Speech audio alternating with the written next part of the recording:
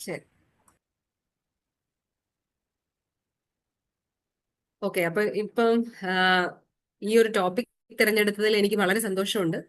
കാരണം സ്ത്രീകളിൽ പലരും ഈ ഒരു ടോപ്പിക്കിനെ പറ്റി സംസാരിക്കാൻ മടിക്കുന്ന ഒരു ഗ്രൂപ്പ് ഓഫ് ആൾക്കാരാണ്. എന്ന് വെച്ചാൽ ഇത് നമ്മുടെ ലൈഫ് സ്റ്റൈലിന്റെ ഒരു ഭാഗമാണ്, അല്ലെങ്കിൽ നമ്മുടെ ജീവിതത്തിന്റെ ഒരു ഒരു ഭാഗമാണ്, അത് അങ്ങനെ അങ്ങ് പൊക്കോളും എന്നത്തെ പോലെ അതിനെ അങ്ങ് സ്കിപ്പ് ചെയ്തങ്ങ് പോകും.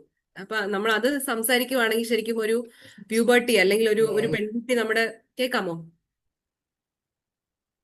കേൾക്കാം. യെസ് മാം, കേൾക്കാം. സ്റ്റാർട്ട് ചെയ്യാൻ പറഞ്ഞതായിരുന്നല്ലോ അല്ലേ? അല്ലേ ജ്യോതി? അതെ അതെ അതെ അതെ. ശരി അതെ, ശരി. സ്റ്റാർട്ട് ചെയ്യാൻ പറഞ്ഞതാ. ഓക്കെ. അപ്പൊ ഒരു പ്യൂബർട്ടി അല്ലെങ്കിൽ ഒരു അഡോളസെൻസ് ഒരു പെൺകുട്ടി നമ്മുടെ വീട്ടിലുണ്ടെങ്കിൽ പീരിയഡ്സ് ആകുമ്പോൾ നമ്മൾ അതിനു വേണ്ടി റെഡി ആയിരിക്കും അല്ലെ? ആ ഒരു ചേഞ്ചസ്, ഒരു പെൺകുട്ടിയുടെ ഫിസിക്കൽ അപ്പിയറൻസ് അല്ലെങ്കിൽ ഒരു മാനസികമായിട്ടുള്ള ചേഞ്ചസ് വരുമ്പോൾ നമുക്ക് മനസ്സിലാവും ആ മോള് പീരിയഡ്സ് ആവാറായി. അപ്പൊ അതുപോലെ തന്നെ ഒരു ആ, ബ- പ്ര- ഇപ്പൊ പ്രഗ്നൻസി ആവുമ്പോൾ ആ ഫാമിലി മൊത്തം അതിനു വേണ്ടി തയ്യാറാവും.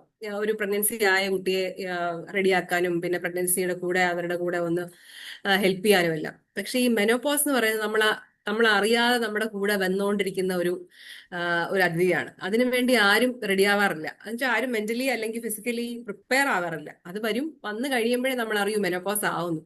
അപ്പൊ മിക്കവർക്കും അങ്ങനെ ഒരു ഒരു ഒരു സ്റ്റേജിലോട്ട് വരുന്നത് ആ ഒരു ബസ് വന്ന് ആ സ്റ്റോപ്പ് നിർത്തി കഴിയുമ്പോഴേ നമ്മൾ അറിയുമോ നമുക്ക് പീരീഡ്സ് നിന്നു. അതിനുവേണ്ടി ആരും മാനസികമായിട്ട് പ്രിപ്പയർ ആവാറില്ല. അപ്പൊ ഈ ഒരു ടോപ്പിക്കിന്റെ ഒരു റിലവൻസ് എന്ന് പറഞ്ഞാൽ നമ്മൾ അതിനുവേണ്ടി പ്രിപ്പയർ ആവാൻ നമുക്ക് ശരിക്കും സമയമുണ്ട്.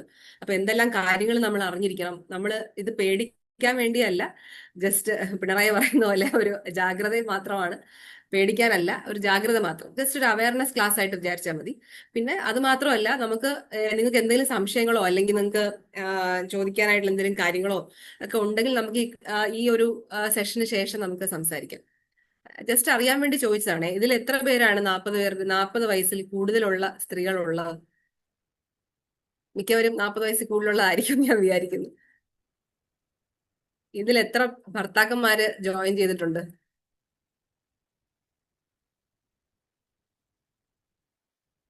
അത് ലേഡീസ് മാത്രമാണോ?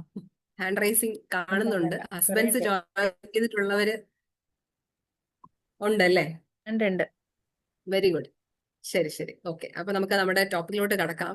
ഞാനൊരു ആ ആ, ഒന്ന് സ്ക്രീൻ ഷെയർ ചെയ്തോട്ടെ.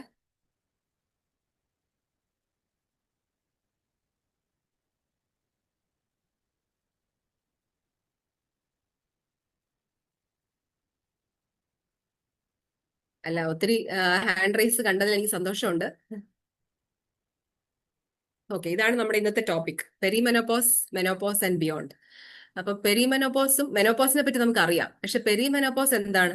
മെനോപോസ് ആവുന്നതിന് മുമ്പ് തന്നെ ഒരു ഒരു സമയം ഉണ്ട്, അതാണ് പെരിമെനോപോസ്. അപ്പൊ ഇതിനെപ്പറ്റി മനസ്സിലാക്കാനും ഇതിന്റെ ഈ ഒരു ചേഞ്ച് നമുക്ക് കോൺഫിഡൻസോടുകൂടിയും മാനസികമായിട്ടുള്ള ഒരു തയ്യാറെടുപ്പോടു കൂടിയും ഈ ആ, ഒരു ജീവിത രീതിയിലെ ഭാഗത്തിനെ നമുക്ക് ഇൻവൈറ്റ് ചെയ്യാൻ വേണ്ടിയിട്ടുള്ള ഒരു ജേർണി, ഒരു അവയർനെസ് ആയിട്ട് നിങ്ങളിത് കൂട്ടിയാൽ മതി. അപ്പം എല്ലാവർക്കും എന്റെ ഹൃദയം നിറഞ്ഞ ലോക വനിതാ ദിന ആശംസകൾ. ഈ വർഷത്തെ ഒരു ഇന്റർനാഷണൽ വിമൻസ് ഡേയുടെ തീം എന്ന് പറയുന്നത് ഗിവ് ടു ഗെയിൻ എന്നാണ്. നിങ്ങൾക്ക് അറിയായിരിക്കും. പല രീതിയിലുള്ള ഒരു ഗിവ് ടു ഗെയിൻ ഈ ഒരു ക്യാമ്പയിന്റെ ഭാഗമായിട്ട് പല സ്ഥലത്തും നമ്മൾ ഇന്നലെ വായിക്കുകയോ കാണുകയൊക്കെ ചെയ്തിട്ടുണ്ട്. അപ്പൊ എന്താണ് ഗിവ് ചെയ്യേണ്ടത്? What is that you have to give and what is that you are gaining? So you are giving. എല്ലാ സ്ത്രീകളുടെ ഒരു സ്വഭാവമാണല്ലോ, നമുക്ക് എല്ലാ ഫാമിലിക്ക് വേണ്ടി കൊടുക്കുന്നു, ജോലിക്ക് വേണ്ടി കൊടുക്കുന്നു, വീട്ടുകാർക്ക് വേണ്ടി കൊടുക്കുന്നു, മക്കൾക്ക് വേണ്ടി, ഹസ്ബൻഡിന് വേണ്ടി, എല്ലാവർക്കും വേണ്ടി നമ്മൾ എല്ലാം കൊടുത്തോണ്ടിരിക്കുകയാണ്. അപ്പൊ നമുക്ക് എന്താണ് നമുക്ക് കിട്ടുന്നത്? നമ്മൾ കൊടുക്കുന്ന എത്രയോ മടങ്ങ് കൊടുത്താലും അതിന്റെ എത്രയോ വളരെ കുറച്ചായിരിക്കും ചിലപ്പോൾ നമുക്ക് തിരിച്ചു കിട്ടുന്നത്. എന്നാൽ പോലും നമുക്ക് കംപ്ലൈന്റ് ഒന്നുമില്ല. ആരും സ്ത്രീകൾ അങ്ങനെ കംപ്ലൈന്റ് പറയാനുള്ള സമയം കിട്ടാറില്ല, അല്ലെങ്കിൽ അവരുടെ ലൈഫിൽ അവർ അത്രയ്ക്ക് മുഴുകി പോകുന്നു. പക്ഷെ ഈ ഒരു സമയം നിങ്ങൾക്ക് നിങ്ങളുടെ ഹെൽത്തിന് വേണ്ടി നിങ്ങൾക്ക് കൊടുക്കേണ്ട ഒരു ടൈമാണ്. നിങ്ങളുടെ ഹെൽത്തിനെ പറ്റി അവെയർ ആയിരിക്കുകയും നിങ്ങൾ അത്രയും കൊടുത്താലേ നിങ്ങൾക്ക് എന്താണ് കിട്ടുന്നത്, നിങ്ങൾക്ക് നിങ്ങളുടെ തന്നെ ഒരു സ്മൂത്ത് ലൈഫിന് വേണ്ടിയിട്ടുള്ള ഒരു അവയർനെസ് ആണിത്. എന്നുവെച്ചാൽ നിങ്ങൾ നിങ്ങളുടെ ലൈഫിന് വേണ്ടി നിങ്ങൾക്ക് സ്വന്തമായിട്ട് നിങ്ങൾക്ക് എന്തെല്ലാം കൊടുക്കാൻ പറ്റും, അത് കാരണം നിങ്ങൾ എന്തെല്ലാം കിട്ടുന്നു, അതിനെപ്പറ്റി മനസ്സിലാക്കാനുള്ള ഒരു ജേർണി ആയിട്ട് ഇത് കണക്കാക്കിയാൽ മതി. ഇപ്പൊ ഇന്റർനാഷണൽ വിമൻസ് ഡേ ഇന്നലെ കഴിഞ്ഞു. സോ അപ്പൊ നമുക്ക് ഇതിനെ പറ്റി ഒന്ന് ഡീറ്റെയിൽ ആയിട്ടൊന്ന് നോക്കാം. ഇപ്പൊ ഞാൻ നേരത്തെ പറഞ്ഞല്ലോ മെനോപോസിനെ പറ്റിയാണ് ഈ അവയർനെസ് ക്ലാസ് എന്ന് ഉദ്ദേശിച്ചത്. പക്ഷെ മെനോപോസിന് മുമ്പ് തന്നെ ഞാൻ ചോദിച്ചല്ലോ 40 വയസ്സിന് ശേഷം നമ്മളൊരു എപ്പം വേണമെങ്കിലും മെനോപോസ് വരും എന്ന് വിചാരിച്ചിരിക്കുന്ന സമയത്ത് അതിന് മുമ്പും അതിന് ശേഷവും ഒരു ടൈമുണ്ട്. അതിനെയാണ് ഈ പെരി മെനോപോസ് എന്ന് പറയുന്നത്. ഇപ്പൊ പെരി മെനോപോസൽ സമയം എന്ന് പറയുന്നത് നമുക്ക് ഇപ്പം പീരിയഡ്സ് നിൽക്കാറാവുന്ന സമയത്തിനെയാണ് നമ്മൾ മെനോപോസ് വിചാരിക്കുന്നത്. പക്ഷെ ആ ഒരു ചേഞ്ച് വരുന്നതിന് ഒരു ഒരു 4 to 5 years അല്ലെങ്കിൽ ഒരു 8 വർഷം മുമ്പ് വരെ ചിലർക്ക് ഈ ആ ഒരു ഹോർമോണൽ ചേഞ്ചസ് സ്റ്റാർട്ട് ചെയ്യും. പക്ഷെ അത് നമ്മൾ മനസ്സിലാക്കുന്നില്ല. നമ്മൾ അതിനെ നമ്മുടെ ഒരു ലൈഫ് സ്റ്റൈലിന്റെ ഭാഗമായിട്ടോ അല്ലെങ്കിൽ നമ്മൾ വെയിറ്റ് കൂടിയതുകൊണ്ടോ ഹോർമോൺ ചേഞ്ച് വന്നതുകൊണ്ടോ ഡെലിവറി കഴിഞ്ഞതിന്റെ ഭാഗമായിട്ടോ ആയിട്ടൊക്കെ നമ്മൾ അതങ്ങ് അതിന്റെ കൂട്ടത്തിൽ അങ്ങ് പോട്ടെ. പക്ഷെ പീരിയഡ്സ് റെഗുലർ ആയിരിക്കും, നമുക്ക് കറക്റ്റ് ആയിട്ട് പീരിയഡ്സ് വരുന്നുണ്ട്, അപ്പൊ പിന്നെ ആ ഒരു മെനോപോസിനെ പറ്റി നമ്മൾ ചിന്തിക്കേണ്ട സമയമായില്ല, അങ്ങനെയൊക്കെ വിചാരിച്ചിരിക്കുന്ന ഒരു സമയമാണ് ഈ പെരിമെനോപോസ്. അപ്പോൾ ഇതിൽ ഉള്ള ഒരു ഇമ്പോർട്ടൻസ് വെച്ചാൽ നമുക്ക് ഏറ്റവും സ്ട്രെസ് കൂടിയ ഒരു ടൈമാണ്. കുഞ്ഞുങ്ങൾ സ്കൂളിൽ പോകുന്നു, ഒരു കരിയർ ബിൽഡ് ചെയ്യുന്ന സമയം, അല്ലെങ്കിൽ നമ്മളൊരു പുതിയ ജോലിയിൽ പ്രവേശിക്കുന്നു, ആ ഒരു ടൈമാണ് ഒരു 37 to 40 years ഒക്കെ. അപ്പൊ അതിൽ നമുക്ക് ഈ ഒരു ഹോർമോണൽ ചേഞ്ച് കൂടെ വരുമ്പോൾ ഉണ്ടാകുന്ന ഒരു മാനസികമായിട്ടുള്ള ബുദ്ധിമുട്ടും ആ ഹോർമോണൽ ഫ്ലക്ച്വേഷൻ കാരണം പീരിയഡ്സിൽ ഉണ്ടാകുന്ന പ്രശ്നങ്ങളും ഒക്കെ ഈ പെരിമെനോപോസിൽ വരും. അപ്പൊ ശരിക്കും അതൊരു റോളർ കോസ്റ്റർ തന്നെയാണ്. ആ ഹോർമോണൽ ഫ്ലക്ച്വേഷൻസ് ആണ് നമുക്ക് ഈ ഒരു ചേഞ്ചസ് നമ്മുടെ ശരീരത്തിൽ ഉണ്ടാക്കുന്നത്. അപ്പൊ അതിനെപ്പറ്റി ശരിക്കും നമ്മൾ ഈ ഒരു സമയമാണ് അല്ലെങ്കിൽ ഇതുകൊണ്ടാണ് നിങ്ങൾക്ക് ഇങ്ങനെ ഒരു പ്രോബ്ലം വരുന്നത് എന്നുള്ളത് നമ്മൾ മനസ്സിലാക്കണം. അപ്പൊ ഇത് പല റീസൺസ് കൊണ്ട് നമ്മൾ സ്വന്തം നമ്മുടെ ഹെൽത്തിനെ നമ്മൾ ശ്രദ്ധിക്കാതെ ഇതെല്ലാം ആയിരിക്കും, നല്ല വെയിറ്റ് കൂടിയതുകൊണ്ടായിരിക്കും, ഡെലിവറി കഴിഞ്ഞതിന്റെ പ്രശ്നങ്ങളായിരിക്കും എന്നൊക്കെ വിചാരിച്ച് നമ്മൾ അതിനെ അങ്ങ് തള്ളിക്കളയാം. അടുത്തൊരു സമയം എന്ന് പറയുന്നത് മെനോപോസ് ആണ്. ഇപ്പൊ നമുക്ക് മെനോപോസ് ആകുമ്പോൾ അറിയാലോ, എല്ലാരും വിചാരിച്ചിരിക്കുന്നത് നമുക്ക് പീരിയഡ്സ് നിന്നു അല്ലെങ്കിൽ ഒരു 2-3 മാസം പീരിയഡ്സ് വന്നില്ലോ, എനിക്ക് പീരിയഡ്സ് നിന്നു, അങ്ങനെ പറഞ്ഞു വരുന്ന ഒത്തിരി പേഷ്യൻസ് ഞാൻ കാണാറുണ്ട്. അപ്പൊ ഒരു 3 മാസമോ അല്ലെങ്കിൽ ഒരു 4 മാസമോ 5 മാസമോ പീരിയഡ്സ് വന്നില്ല എന്ന് പറഞ്ഞ പീരിയഡ്സ് നിന്നെന്നല്ല അതിന്റെ അർത്ഥം. ശരിക്കും ഒരു 12 കോൺസിക്യൂട്ടീവ് മന്ത്സ് പീരിയഡ്സ് വരാതിരുന്നാലേ നമ്മൾ മെനോപോസ് അറ്റൈൻ ചെയ്തു എന്ന് നമുക്ക് പറയാൻ പറ്റും. അപ്പൊ ഇതിൽ നമ്മൾ യൂഷ്വലി കാണുന്നത് ഇപ്പോഴത്തെ സ്ത്രീകളിൽ ഒരു 55 years വരെ നമ്മൾ പീരിയഡ്സ് 55 years വരെ എടുക്കാറുണ്ട് ശരിക്കും പീരിയഡ്സ് നിൽക്കാൻ. അപ്പൊ നേരത്തെ നമ്മുടെ ലൈഫ് സ്റ്റൈലിന്റെ ഭാഗമായിട്ടായിരിക്കാം. അപ്പൊ ഒരു 47 to 51 ആണെങ്കിലും ഒരു അറൌണ്ട് 53 to 55 വരെ ചിലർക്ക് പീരിയഡ്സ് നിൽക്കാൻ വേണ്ടിയുള്ള സമയം എടുക്കാറുണ്ട്. അപ്പൊ ഒരു ആവറേജ് ആണ് ഞാൻ ഈ പറഞ്ഞത്. ഇപ്പൊ ഈ ഒരു 1 year വരെ നമ്മൾ പീരിയഡ്സ് വരാതിരുന്നാൽ മാത്രമേ നമുക്ക് മെനോപോസ് അറ്റൈൻ ചെയ്തു എന്ന് നമുക്ക് പറയാൻ പറ്റൂ. അപ്പൊ അതിലുള്ള ഹോർമോണൽ ചേഞ്ചസിനെ പറ്റി നമുക്ക് നോക്കാം. ഇതാണ് ആ ഒരു ടെർമിനോളജി നിങ്ങൾ മനസ്സിലാക്കാൻ വേണ്ടിയിട്ടാണ് ഞാൻ ഇതിനെപ്പറ്റി എക്സ്പ്ലെയിൻ ചെയ്തു തരുന്നത്. അത് കഴിഞ്ഞിട്ടുള്ളൊരു സമയം, അതായത് മെനോപോസ് കഴിഞ്ഞു ഈ ഒരു 1 year കഴിഞ്ഞിട്ടുള്ള സമയത്തിനെയാണ് നമ്മൾ പോസ്റ്റ് മെനോപോസ് എന്ന് പറയുന്നത്. പോസ്റ്റ് മെനോപോസൽ എന്ന് പറയുമ്പോൾ 1 year നമ്മൾ പീരിയഡ്സ് കംപ്ലീറ്റ് ആയിട്ട് ഒരു 12 consecutive months, ഇതിനിടയിൽ ചിലപ്പോൾ ഒരു 6 മാസം കഴിഞ്ഞ് പീരിയഡ്സ് വന്നു അല്ലെങ്കിൽ 8 മാസം കഴിഞ്ഞ് സ്പോട്ടിങ് വന്നു. അപ്പൊ ഇതെല്ലാം നമ്മൾ ഇമ്പോർട്ടന്റ് ആയിട്ടുള്ള ഒരു കാര്യങ്ങളാണ്. പക്ഷെ നമ്മൾ പോസ്റ്റ് മെനോപോസ് എന്ന് പറയുമ്പോൾ നമ്മളൊരു 12 consecutive months പീരിയഡ്സ് വരാതിരുന്നാലേ നമുക്ക് പോസ്റ്റ് മെനോപോസ് എന്ന് പറയാൻ പറ്റും. അപ്പൊ ഇത് നമ്മുടെ ഈ ഒരു സമയം നമ്മൾ ഏറ്റവും ഇമ്പോർട്ടന്റ് ആയിട്ട് നമ്മളെ ഹെൽത്തിനെ നോക്കേണ്ട സമയവും പ്രിവെന്റീവ് ആയിട്ട് എന്തെല്ലാം എന്ന് വെച്ചാൽ ഒരു അസുഖം വന്നിട്ട് ചികിത്സിക്കുന്നതല്ല, നമുക്ക് പ്രോ ആക്റ്റീവ് ആയിട്ട് അല്ലെങ്കിൽ ഒരു പ്രിവെന്റീവ് ആയിട്ട് എന്തെല്ലാം കാര്യങ്ങൾ നമുക്ക് ചെയ്യാം, നമ്മുടെ ഹെൽത്തിനെ നമ്മൾ എത്രയും നന്നായിട്ട് നോക്കാൻ പറ്റും എന്ന് വെച്ചാൽ നിങ്ങളുടെ ഇതിലൊരു ഇമ്പോർട്ടന്റ് ആയിട്ടുള്ള ഒരു കാര്യം നമ്മൾ മനസ്സിലാക്കേണ്ടത്, ഏറ്റവും സ്ത്രീകളിൽ ഇപ്പോഴത്തെ ഒരു ലൈഫ് സ്പാൻ ഇൻക്രീസ് ചെയ്തതനുസരിച്ച് നമ്മുടെ ഏറ്റവും പ്രൊഡക്റ്റീവ് ആയിട്ടുള്ള ഒരു സമയമാണ് നമ്മൾ ഈ മെനോപോസ് കഴിഞ്ഞിട്ട് നമ്മുടെ ലൈഫിലുള്ളത്. എന്ന് വെച്ചാൽ ഒരു 1/3 of the woman's life goes through the post menopausal phase. അപ്പൊ അപ്പോഴാണ് നമുക്ക് നമ്മളെ കുഞ്ഞുങ്ങൾ കല്യാണം കഴിച്ചു പോയോ അല്ലെങ്കിൽ പഠിക്കാൻ പോകുന്നു, ഒരു ജോലി നല്ലൊരു ജോലിയിൽ നമ്മളൊരു കംഫർട്ടബിൾ ആയിട്ട് നമ്മൾ ഇരിക്കുന്നു, എല്ലാം ഒന്ന് സെറ്റിലായി കഴിയുമ്പോൾ ആയിരിക്കും നമ്മൾ കരിയറിലോട്ട് കൂടുതൽ കോൺസെൻട്രേറ്റ് ചെയ്യുകയോ അല്ലെങ്കിൽ നമ്മുടെ ആ ഒരു പ്രൊഡക്ടിവിറ്റി ഏറ്റവും കൂടുതൽ ഉണ്ടാകുന്ന സമയം. ആ ടൈം ആയിരിക്കും ചിലപ്പോൾ നമുക്ക് ഈ ഹോർമോണൽ ചേഞ്ചസ് വരുന്നത്. അപ്പൊ അതിനെ നമ്മൾ ഏറ്റവും ഹെൽത്തി ആയിട്ട് നമുക്ക് ആ ഒരു സമയത്തെ കൊണ്ടുപോകാം എന്നറിഞ്ഞിരിക്കേണ്ട ഒരു ഇമ്പോർട്ടൻസ് ഉണ്ട് ഈ ഒരു ഫേസ് ഓഫ് ലൈഫിന്. അപ്പൊ അതാണ് പോസ്റ്റ് മെനോപോസൽ പീരീഡ്. അപ്പൊ ഇത് നിങ്ങൾക്ക് മനസ്സിലായല്ലോ. അപ്പൊ ഇതിലുണ്ടാവുന്ന ഹോർമോണൽ ചേഞ്ചസ് എന്തുകൊണ്ടാണ് വരുന്നത്? അപ്പൊ നമുക്ക് ഏറ്റവും ഇമ്പോർട്ടന്റ് ആയിട്ടുള്ള ഹോർമോണൽ കാര്യങ്ങൾ നമുക്കൊന്ന് നോക്കാം. എന്താണ് എനിക്ക് പറ്റുന്നത്, എന്താണ് എനിക്ക് ഉണ്ടാകുന്ന പ്രശ്നങ്ങൾ. അപ്പം നമുക്ക് സ്ത്രീകൾക്ക് ഏറ്റവും ഇമ്പോർട്ടന്റ് ആയിട്ടുള്ള 3 ഹോർമോൺസ് ഉണ്ട്, oestrogen and progesterone. Third one is testosterone. Testosterone ശരിക്കും ആണുങ്ങളുടെ ഹോർമോൺ ആണെങ്കിലും സ്ത്രീകൾക്കും ഓവറിൽ നിന്നും അഡ്രിനൽ ഗ്ലാൻസിൽ നിന്നും ടെസ്റ്റോസ്റ്ററോൺ പ്രൊഡ്യൂസ് ചെയ്യുന്നുണ്ട്. അപ്പൊ ഇതും വളരെ ഇമ്പോർട്ടന്റ് ആയിട്ട് നമ്മുടെ ഒരു ജീവിതത്തെ ബാധിക്കുന്ന ഒരു ഹോർമോണാണ്. അപ്പൊ ഇതിൽ ഏറ്റവും ഇമ്പോർട്ടന്റ് ആയിട്ടുള്ള ഒരു ഹോർമോണാണ് ഈസ്ട്രജൻ. അപ്പൊ നിങ്ങൾക്ക് അറിയാമല്ലോ, നമുക്ക് ഓവുലേഷൻ നടക്കുമ്പോൾ ഇപ്പൊ പീരീഡ്സ് ആയി ഒരു 12 to 14th ആകുമ്പോൾ ഓവുലേഷൻ നടക്കുന്നു. ഓവുലേഷൻ നടന്നു കഴിഞ്ഞിട്ടുള്ള ആ ഒരു കോർപ്പസ് ലൂട്ടിന് സെക്രീറ്റ് ആവുന്ന ഹോർമോണാണ് പ്രൊജസ്ട്രോൺ. ഇപ്പൊ പ്രൊജസ്ട്രോണിന്റെ ഒരു എഫക്ട് കഴിയുമ്പോൾ നെക്സ്റ്റ് നമ്മൾ എൻഡോമെട്രിയം ബിൽഡ് ചെയ്യുന്നു, അടുത്ത പീരീഡ്സ് ഉണ്ടാകും. അപ്പൊ ഈസ്ട്രജനും പ്രൊജസ്ട്രോണും ഇങ്ങനെ ആ സൈക്ലിക്കലായിട്ട് നമ്മുടെ ബോഡിയിലെ ഒരു ബയോളജിക്കൽ ക്ലോക്കിനെ ഇങ്ങനെ കൊണ്ടുപോകുന്നത് ആ ഓവുലേഷൻ നടക്കുന്നതിന്റെ ഒരു ബാലൻസും നമ്മുടെ ലൈഫ് സ്റ്റൈലും എല്ലാം കൊണ്ടാണ്. അപ്പൊ ഇത് കുറയുമ്പോൾ ഉണ്ടാകുന്ന നമ്മുടെ ശരീരത്തിൻ്റെതായിട്ടുള്ള ചേഞ്ചസിനെ നമ്മളെ മാനസികമായിട്ടും നമ്മുടെ ഓർഗൻസിനെയും നമ്മുടെ സിസ്റ്റത്തിനെയും നമ്മുടെ ബയോകെമിസ്ട്രി എല്ലാത്തിനെയും നമുക്ക് ബാധിക്കും. ഇത് പല സ്ഥലങ്ങളിൽ ഈസ്ട്രജൻ റിസപ്റ്റേഴ്സ് ഉണ്ട്. In the brain, in the skin, in the heart, vagina, നമ്മൾ വിചാരിക്കാത്ത സ്ഥലങ്ങളിൽ പോലും, ഈവൻ ഇൻ ദി ഹൈപ്പോതലാമസ്. അപ്പൊ അവിടെ എല്ലാം ഹൈപ്പോതലാമസ് ഒക്കെയാണ് നമ്മുടെ ടെമ്പറേച്ചർ കൺട്രോൾ ചെയ്യുന്ന സ്ഥലം. ഈവൻ ഓൺ ദി ഗട്ട്, നമ്മുടെ കുടലിൽ വരെ നമുക്ക് ഈസ്ട്രജൻ ഹോർമോൺസ് ഉള്ളതായിട്ടാണ് പറഞ്ഞിരിക്കുന്നത്. അപ്പൊ ഇത് ഈസ്ട്രജൻ ഒരു വളരെ ഇമ്പോർട്ടന്റ്, അല്ലെങ്കിൽ plays a very critical role in controlling energy and mood regulation. അപ്പൊ ഇത് കുറയുന്നതനുസരിച്ച് നമ്മുടെ ബ്രെയിനിലും സ്കിന്നിലും ഹാർട്ടിലും വജൈനൽ ഹെൽത്തില്, ഹെയർ, ബബിൾ മൂവ്മെന്റ്സ്, ഇതിലെല്ലാത്തിലും നമ്മുടെ ഈസ്ട്രജന്റെ എഫക്റ്റ് കാണുന്നുണ്ട്. The second hormone that is most important is progesterone. അപ്പൊ പ്രൊജസ്ട്രോണിന്റെ ഇമ്പാക്ട്, പ്രൊജസ്ട്രോൺ എന്ന് പറയുന്ന ഹോർമോൺ അറിയാം, ഓവുലേഷൻ കഴിഞ്ഞ് ഉണ്ടാകുന്ന നമ്മുടെ ആ ഒരു കോർപ്പസ് ലൂട്ടിയം എന്ന് പറഞ്ഞ ആ സ്ഥലത്തുനിന്ന് ഉണ്ടാകുന്ന ഒരു ഹോർമോണാണ് പ്രൊജസ്ട്രോൺ.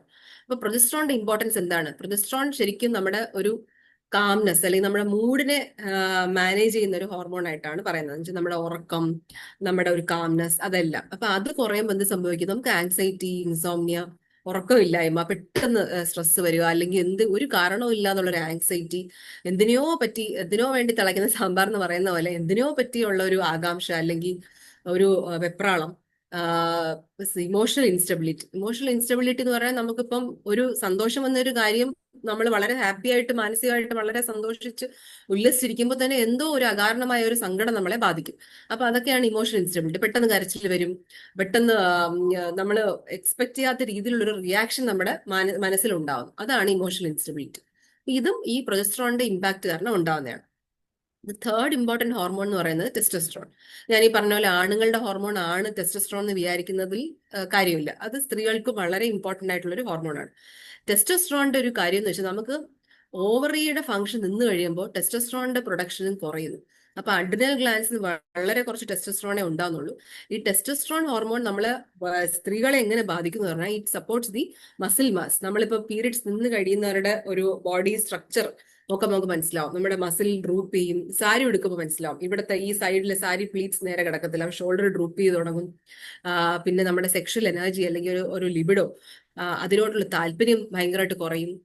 മെറ്റബോളിസം കുറയും എന്ന് വെച്ചാൽ നമുക്കിപ്പം ബോഡി ഒന്ന് സ്ലോ ഡൗൺ ചെയ്യും. നമ്മുടെ ഓവറോൾ നമ്മുടെ ഒരു ആക്ടിവിറ്റി അല്ലെങ്കിൽ നമ്മുടെ ഒരു ഉണർവിനെ ഈ ടെസ്റ്റോസ്റ്ററോണിന് ഇൻഫ്ലുവൻസ് ഉണ്ട്. അപ്പൊ അതിന്റെ കുറവ് വളരെ ഇമ്പോർട്ടന്റ് ആയിട്ടാണ്. പക്ഷെ നമ്മളത് കറക്റ്റ് ആയിട്ട് റിയലൈസ് ചെയ്യുന്നില്ല. നമ്മൾ എപ്പോഴും സ്ത്രീകളുടെ ഹോർമോൺ എന്ന് പറഞ്ഞാൽ ഈസ്ട്രജൻ ആണെന്ന് വിചാരിക്കും. പക്ഷെ ഈസ്ട്രജനെ പോലെ തന്നെ വളരെ ഇമ്പോർട്ടന്റ് ആയിട്ട് ബോഡിക്ക് ആക്ഷൻ ഉള്ള ഹോർമോൺസ് ആണ് പ്രൊജസ്ട്രോണും ടെസ്റ്റോസ്റ്ററോണും. അപ്പൊ ഈ ഒരു ഹോർമോണിന്റെ പ്രോസസ്സിൽ ഉണ്ടാകുന്ന കാര്യങ്ങൾ മാത്രമല്ല, വേറെയും പല പല കാര്യങ്ങളും നമ്മുടെ ബോഡിയിൽ ചേഞ്ചസ് വരുത്തും. അപ്പൊ ഇതെല്ലാം കൊണ്ടാണ് നമുക്ക് മെനോപോസിൽ ഉണ്ടാവുന്ന പ്രശ്നങ്ങൾ അല്ലെങ്കിൽ മെനോപോസിൽ ഉണ്ടാകുന്ന ചേഞ്ചസ് നമുക്ക് ശരീരത്തിൽ ഉണ്ടാവുന്നത്. അപ്പൊ നമുക്ക് ആദ്യം മനസ്സിലാക്കേണ്ടത് എന്തെല്ലാം ആണ് മെനോപോസിൽ ഉണ്ടാകുന്നത്, അല്ലെങ്കിൽ ഒരു പെരിമെനോപോസൽ സമയത്ത് ഉണ്ടാകുന്ന സിംറ്റംസ് എന്തൊക്കെയാണ്, അല്ലെ എന്തുകൊണ്ടാണ് ഇതെല്ലാം എനിക്ക് ഉണ്ടാകുന്നത്, ഇതുകൊണ്ടാണോ, ഇത് മെനോപോസൽ പ്രശ്നം കൊണ്ടാണോ, അതോ എന്തെങ്കിലും ഹോർമോൺ ചേഞ്ച് കൊണ്ടാണോ, വേറെ എന്തെങ്കിലും പ്രശ്നം കൊണ്ടാണോ എന്നുള്ളത് നമുക്ക് മനസ്സിലാവണം. അപ്പൊ ഏറ്റവും ഇമ്പോർട്ടന്റ് ആയിട്ട് നമുക്ക് കാഴ്ചയിൽ ഉണ്ടാകുന്ന സിംറ്റംസ്. അപ്പൊ നിങ്ങൾക്ക് അറിയാലോ, പീരീഡ്സ് നിന്ന സ്ത്രീകൾക്ക് മനസ്സിലാവും ഹോട്ട് ഫ്ലാഷസ് എന്ന് പറഞ്ഞാൽ എന്താണ്. ഇത് നോൺ സിംറ്റംസ് എന്ന് വെച്ചാൽ നമുക്ക് എപ്പോഴും റിയലൈസ് ചെയ്യാം, അല്ലെങ്കിൽ നമുക്ക് പെട്ടെന്ന് നമുക്ക് റിലേറ്റ് ചെയ്യാൻ പറ്റുന്ന സിംറ്റംസ് ഓഫ് മെനോപോസ് എന്ന് പറയുന്നത് ഹോട്ട് ഫ്ലാഷസ് ആണ്. ഹോട്ട് ഫ്ലാഷ് എന്ന് പറഞ്ഞാൽ നമുക്കിപ്പോ പീരീഡ്സ് ഇപ്പൊ ഒരു പെരിമെനോപോസിൽ അല്ലെങ്കിൽ അതിനെ പറ്റി അറിയാൻ താല്പര്യമുള്ള സ്ത്രീകൾക്ക് ഞാൻ പറഞ്ഞുതരാം. നമ്മൾ വെറുതെ ഇരിക്കുമ്പോൾ ഒരു ബക്കറ്റ് ചൂടുവെള്ളം നമ്മുടെ ദേഹത്തോട്ട് ഒഴിച്ചാൽ എന്തൊരു ഫീൽ ആയിരിക്കും, അതേ ഫീലാണ് ഹോട്ട് ഫ്ലാഷസ്. ചൂട് ഇങ്ങനെ ഒരു ആവി ഇങ്ങനെ വരുന്നു, പെട്ടെന്ന് വേർക്കുന്നു, ഒരു 2 മിനിറ്റ് അങ്ങനെ വേർത്തൊലിക്കുന്നു. AC റൂമിൽ ഇരുന്നാൽ പോലും വേർത്തൊലിക്കുന്ന ഒരവസ്ഥ. അപ്പൊ അതാണ് ശരിക്കും ഒരു ഫ്ലാഷ് തന്നെയാണ് ഹോട്ട് ഫ്ലാഷ്.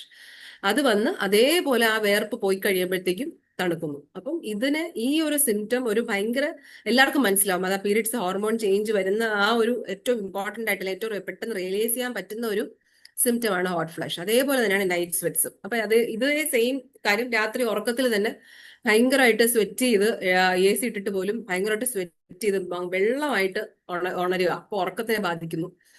ഇത് ശരിക്കും നമുക്ക് ചിലപ്പോൾ ഷുഗർ, ഡയബറ്റിക് ആയിട്ടുള്ള ആൾക്കാർ ചിലപ്പോൾ ഷുഗർ കുറഞ്ഞിട്ടാണോ എന്താണെന്ന് മനസ്സിലാവാതെ ഉള്ളൊരു സിംറ്റമും ആവും. അപ്പൊ ഈ രണ്ട് കാര്യങ്ങളാണ് ഏറ്റവും നോൺ ആയിട്ടുള്ള സിംറ്റംസ്. സെക്കൻഡ് തിങ്, നമുക്ക് ഒരു വെയിറ്റ് ഗെയിൻ വരുന്നു. വെയിറ്റ് ഗെയിൻ എന്ന് പറഞ്ഞാൽ നമ്മളിപ്പോൾ ഡെലിവറി കഴിഞ്ഞ് എങ്ങനെയെങ്കിലും ഒക്കെ വെയിറ്റ് കുറച്ച് വരുമ്പോൾ അടുത്തിപ്പോൾ റെഗുലർലി ജിമ്മിൽ പോകുന്ന ആൾക്കാർ അല്ലെങ്കിൽ റെഗുലർലി വർക്കൗട്ട് ചെയ്യുന്നവർ, ഡയറ്റ് ശ്രദ്ധിക്കുന്നവർക്ക് മനസ്സിലാവും, ഒരു അറൌണ്ട് 45 to 55 ആ സമയത്ത് അല്ലെങ്കിൽ 55 കഴിയുമ്പോൾ വെയിറ്റ് മാനേജ് ചെയ്യാൻ ഭയങ്കര ബുദ്ധിമുട്ടാണ്. ഞാൻ എത്ര ഫുഡ് കുറച്ചിട്ടും എനിക്ക് എന്റെ ഇത് ശരിയാവുന്നില്ല, അല്ലെങ്കിൽ വെയിറ്റ് കുറയ്ക്കുന്നില്ല, കുറയാൻ ഭയങ്കര ബുദ്ധിമുട്ട്, അല്ലെങ്കിൽ നമുക്ക് അത് കാരണം ഭയങ്കര ഒരു ഡിപ്രസ്ഡ് ആവും. എന്ന് വെച്ചാൽ നമ്മൾ എപ്പോഴും വെയിറ്റ് നോക്കിക്കൊണ്ടിരിക്കും, കുറഞ്ഞു കുറഞ്ഞു വരുന്നു, പിന്നെ സ്റ്റേബിൾ ആവുന്നു, പിന്നെ നമ്മൾ എത്ര ട്രൈ ചെയ്തിട്ട് ചിലപ്പോൾ കൂടാം. അപ്പൊ ആ ഒരു വെയിറ്റ് ഗെയിൻ അത് പീരിയഡ്സ് നിൽക്കാറാവുന്നതിന്റെ ഹോർമോൺ ചേഞ്ചസ് ആണ് എന്ന് വിചാരിച്ച് നമ്മൾ അതിനെ തള്ളിക്കളയും. Next thing is mood swings. അത് നമ്മൾ ഓൾറെഡി ഡിസ്കസ് ചെയ്തു. മൂഡ് സ്വിങ്സ് പറഞ്ഞാൽ ഭയങ്കര വിസിബിൾ ആയിട്ട് നമുക്ക് വീട്ടിലുള്ളവർക്ക് മനസ്സിലാവും. ഭയങ്കര ഇന്ന് അമ്മ നല്ല മൂഡിലല്ല, അല്ലെങ്കിൽ ഇന്ന് എന്റെ വൈഫ് നല്ല മൂഡിലല്ല, നമ്മൾ അതനുസരിച്ച് നമുക്ക് ബിഹേവ് ചെയ്യാം എന്ന് ഹസ്ബൻഡ്സ് തീരുമാനിക്കും. അപ്പൊ ഇന്ന് അവളുടെ മൂഡ് ശരിയല്ല, അല്ലെങ്കിൽ ഇന്ന് ടീച്ചർ ഭയങ്കര ദേഷ്യത്തിലാണ്. അപ്പൊ ഓഫീസിലുള്ളവർ തന്നെയും അത്രയ്ക്ക് എവിഡന്റ് ആയിട്ട് കൂടെ ഉള്ളവർക്ക് അല്ലെങ്കിൽ ഫാമിലിക്ക് മനസ്സിലാവുന്ന രീതിയിലുള്ള മൂഡ് സ്വിങ്സ്. ഇന്ന് രാവിലെ നല്ല മൂഡിലാണെങ്കിൽ ചിലപ്പോൾ ഇന്ന് വൈകുന്നേരം ഇന്ന് ഓഫായിരിക്കും. അപ്പൊ വർക്കിംഗ് വിമൻ ആണ് ഏറ്റവും ഇത് ഒരു ബുദ്ധിമുട്ടുണ്ടാകുന്നത്. എന്ന് വെച്ചാൽ നമുക്ക് കൊളീഗ്സിനടുത്തും അല്ലെങ്കിൽ നമ്മുടെ ഇപ്പം സ്റ്റാഫ്, ഡോക്ടേഴ്സ് ആണെങ്കിലും നഴ്സസ് ആണെങ്കിലും മൂഡ് സ്വിങ്സ് വരുമ്പോഴത്തേക്കും നമുക്ക് നമ്മുടെ ഒരു ക്വാളിറ്റി ഓഫ് ലൈഫ് അല്ലെങ്കിൽ നമ്മുടെ ക്വാളിറ്റി ഓഫ് വർക്കിനെ ബാധിക്കുന്ന ഒരു സിംറ്റം ആണ് ഈ മൂഡ് സ്വിങ്സ്. അടുത്തത് ഒരു സൈലന്റ് സിംറ്റംസ് നമുക്ക് ഇത് ഈ മെനോപോസൽ കാര്യം കൊണ്ടാണ്, അല്ലെങ്കിൽ നമുക്കിത് മനസ്സിലാവത്തില്ല. പക്ഷെ ഒരു സൈലന്റ് ആയിട്ട് നമ്മളെ ഇത് കറന്നു നിന്നുകൊണ്ടിരിക്കും. അങ്ങനത്തെ ഒരു പ്രശ്നമാണ് സൈലന്റ് സിംറ്റംസ്. അപ്പൊ ഏറ്റവും ഇമ്പോർട്ടന്റ് ആയിട്ട് എനിക്ക് തോന്നിയിട്ടുള്ള ഒരു silent symptom brain fog. Brain fog എന്ന് പറയുന്നത് നമ്മളൊരു നിങ്ങളൊരു ഫോഗിൽ കൂടെ നടന്നു പോകുമ്പോൾ എന്താണ് നിങ്ങളുടെ മനസ്സിലുള്ള നിങ്ങളുടെ കണ്ണിനുള്ള ക്ലാരിറ്റി, അതേപോലെയാണ് നിങ്ങളുടെ മനസ്സിന്റെ ക്ലാരിറ്റി. അപ്പൊ ഒരു മൂഡാപ്പ് അല്ലെങ്കിൽ ഒരു ക്ലാരിറ്റി ഓഫ് തോട്ട് ഇല്ല. നമുക്ക് എന്തെങ്കിലും ഒരു കാര്യത്തിനെ പറ്റി നമ്മൾ ചിന്തിക്കുമ്പോൾ നമുക്ക് യൂഷ്വലി പെട്ടെന്ന് ഒരു സൊല്യൂഷൻ കണ്ടുപിടിക്കാൻ പറ്റുന്ന ഒരു കാര്യത്തിന് നമുക്ക് പെട്ടെന്നൊരു സൊല്യൂഷൻ, അല്ലെങ്കിൽ അതിന് ഒരു സൊല്യൂഷൻ ആവശ്യമുണ്ടോ, അല്ലെങ്കിൽ ഇങ്ങനെയാണോ, അങ്ങനെയൊന്നും ഒരു ക്ലാരിറ്റി ഇല്ലാത്ത ഒരു രീതിയിലുള്ളൊരു പോക്ക്. ഒരു ദിവസം മാത്രമല്ല, ചിലപ്പം ഒരു ആഴ്ചകളോളം ചിലപ്പം ആ ഒരു ബ്രെയിൻ ഫോഗ് നിൽക്കും. അപ്പൊ ഇതിനു വേണ്ടി നമ്മൾ പല പല കാര്യങ്ങൾ ചെയ്യുന്നു, എക്സസൈസ് ചെയ്യുന്നു, പക്ഷെ എന്നാലും ഇതിനൊരു എഫക്റ്റ് ഇല്ല. നമ്മൾ നമ്മുടെ ജോബിൽ കോൺസെൻട്രേറ്റ് ചെയ്യാൻ പറ്റുന്നില്ല, അല്ലെങ്കിൽ നമുക്ക് വീട്ടിലെ ജോലിയിൽ കോൺസെൻട്രേറ്റ് ചെയ്യാൻ പറ്റുന്നില്ല. അതിനെയാണ് ബ്രെയിൻ ഫോഗ് എന്ന് പറയുന്നത്. പിന്നെ നെക്സ്റ്റ് ഒരു കാര്യം ജോയിന്റ് പെയിൻസ് ആണ്. അവിടെ ഇവിടെയും വേദന. ജോയിന്റ് പെയിൻസ് ഇന്നൊരു സ്പെസിഫിക് ജോയിന്റ് അല്ല. ഇപ്പൊ മുട്ടുവേദന മാത്രമല്ല, എല്ലായിടവും ചിലപ്പോൾ വേദന കാണും. ചിലപ്പോൾ തോള് വേദന, കാല് വേദന, രാവിലെ എണീക്കുമ്പം ഒരു കാല് തറയിൽ കുത്താൻ പറ്റുന്നില്ല. ഇങ്ങനത്തെ ഉള്ള സൈലന്റ് സിംറ്റംസ്. അപ്പൊ ഇതൊരു കണ്ടിന്യൂയിങ് പ്രോബ്ലം ആയിരിക്കത്തില്ല, പക്ഷെ ഇടയ്ക്കിടയ്ക്ക് ഇതൊക്കെ വരാം. നമ്മളൊരു പെയിൻ കില്ലർ കഴിക്കുന്നു, മാറുന്നു. പക്ഷെ ഇത് നമ്മുടെ ഒരു പതുക്കെ പതുക്കെ നമ്മുടെ ഒരു ജീവിത രീതി അല്ലെങ്കിൽ നമ്മുടെ ജീവിതത്തിലെ ക്വാളിറ്റിയെ ബാധിക്കുന്നു. പിന്നെ ഉള്ളത് ദേഷ്യം. ദേഷ്യം എന്ന് പറഞ്ഞ ചെറിയ കാര്യത്തിന് പോലും നമ്മൾ ഭയങ്കരമായിട്ട് അങ്ങ് റിയാക്ട് ചെയ്യുന്നു. അപ്പൊ വീട്ടുകാർ വിചാരിക്കും ഓവർ റിയാക്ട് ചെയ്യാണ്, ഇതെന്തോ ഇത് ഭയങ്കര ഇത്രയും ദേഷ്യപ്പെടാനായിട്ട് എന്ത് സംഭവിക്കുന്നു? ഒന്നും സംഭവിച്ചില്ലല്ലോ, ഇത്രയും ദേഷ്യപ്പെടാൻ എന്തോ ഇരിക്കുന്നു. മക്കള് തന്നെ അമ്മയോട് ചോദിക്കും, അല്ലെങ്കിൽ ഹസ്ബൻഡ് തന്നെ, നിന്റെ അടുത്ത് ഇത്രയും ദേഷ്യപ്പെടാൻ വേണ്ടി ഞാനൊന്നും പറഞ്ഞില്ലല്ലോ. ഇങ്ങനെയൊക്കെ ഉള്ള സംസാരങ്ങൾ പല വീടുകളിലും കേൾക്കാറുണ്ട്. ആങ്സൈറ്റി, അകാരണമില്ലാത്തൊരു നെഞ്ചിടിപ്പ്, അല്ലെങ്കിൽ ഇന്നിനിപ്പോ എന്ത് സംഭവിക്കും, എന്തോ ഒരു കാര്യം സംഭവിക്കാൻ പോകുന്ന പോലെ, അങ്ങനത്തെ ഒക്കെ ഉള്ളൊരു മാനസികമായിട്ടുള്ള ഒരു ബുദ്ധിമുട്ട്. പിന്നെ ഇന്ന് മെമ്മറി ചാലഞ്ചസ് വളരെ കോമൺ ആയിട്ട് കാണാറുണ്ട്. പ്രത്യേകിച്ച് നമ്മളിപ്പോ ഭയങ്കര വർക്കിംഗ് വുമൺ, ഭയങ്കര തിരക്കുള്ള ഒരാൾക്കാരാണെങ്കിൽ എന്തെങ്കിലും കാര്യം ഓർത്ത് വെച്ചിട്ട് പിന്നെ പെട്ടെന്ന് ഓർക്കണം എന്ന് വിചാരിച്ചിട്ട് അതങ്ങ് മറന്നു. അത്രയ്ക്ക് നമ്മൾ ചിന്തിക്കണം അല്ലെങ്കിൽ ഓർക്കണം എന്ന് വിചാരിച്ചിരിക്കുന്ന കാര്യം തന്നെ നമുക്ക് മനസ്സിൽ കിട്ടത്തില്ല. ചില ആൾക്കാരുടെ പേരുകൾ മറന്നു പോകും. നമ്മൾ എന്നും സംസാരിച്ചിരിക്കുന്നതുകൊണ്ടിരിക്കുന്ന ഒരാളുടെ പേര് ഫോണിൽ കൂടെ സംസാരിക്കുമ്പോൾ ചിലപ്പം നമുക്ക് കിട്ടാതെ വരും. ഇതൊക്കെ സൈലന്റ് സിംറ്റംസ് മെനോപോസ് ആണ്. ഇതെല്ലാം നമുക്ക് പലർക്കും പല സമയത്ത് ഉണ്ടായിരുന്നിരിക്കാം. അപ്പൊ ആ ഒരു ഹോർമോണൽ ചേഞ്ച് നമ്മളെ ബാധിക്കുമ്പോൾ ഉണ്ടാവുന്നതാണ്. അപ്പൊ ഇത് മനസ്സിലാക്കാൻ വേണ്ടി പറഞ്ഞതേ ഉള്ളൂ. അടുത്തൊരു നമ്മൾ എപ്പോഴും ശ്രദ്ധിക്കാത്ത ഒരു കാര്യം ഞാൻ പറയാം. ഈസ്ട്രജൻ കുറയുമ്പോൾ സ്ത്രീകളിലെ ആദ്യം അഫക്ട് ചെയ്യുന്ന കാര്യം സ്കിൻ ആൻഡ് ഹെയർ ആണ്. ഇത് നമുക്ക് പെട്ടെന്ന് മനസ്സിലാവും. മുടിയുടെ ടെക്സ്ചർ അല്ലെങ്കിൽ മുടിയുടെ തിക്നെസ് വോളിയം അല്ല ഉദ്ദേശിക്കുന്നത്, ഒരു ഇൻഡിവിജ്വൽ ഹെയറിന്റെ തിക്നെസ് തന്നെ ഇത് കുറയും. അപ്പൊ അത് ആ ഈസ്ട്രജൻ ചേഞ്ച് കൊണ്ട് ഉണ്ടാവുന്ന വ്യത്യാസമാണ്. സ്കിൻ, നമ്മുടെ ഒരു നോർമൽ ഒരു മോയ്സ്ചറൈസിങ് എഫക്ട് നമ്മൾ എല്ലാവരുടെയും സ്കിന്നിലുണ്ട്. അപ്പൊ ആ ഒരു സ്കിന്നിന്റെ ടെക്സ്ചറെ മാറി പതുക്കെ പതുക്കെ കുറച്ച് ഒരു ഓയിൽ സെക്രീഷൻ കുറയും. അപ്പൊ അത് കാരണം സ്കിന്നിന്റെ സോഫ്റ്റ്നെസ് കുറയാം, ഇങ്ങനത്തെ കാര്യങ്ങൾ. അപ്പൊ അത് നമ്മൾ പെട്ടെന്നൊരു വൺ ഫൈൻ മോർണിംഗ് ഉണ്ടാകുന്നതല്ലാത്തതുകൊണ്ട് നമ്മൾ പെട്ടെന്ന് റിയലൈസ് ചെയ്യത്തില്ല. ഇതെല്ലാം ആ ഒരു ഹോർമോണൽ ചേഞ്ച് കാരണം ഉണ്ടാകുന്നതാണ്. നെക്സ്റ്റ് വണ് റെഡ്യൂസ് ലിബിഡോ, ഒരു സെക്ഷൽ ആക്ടിവിറ്റിക്ക് ഒരു താല്പര്യമില്ലായ്മ.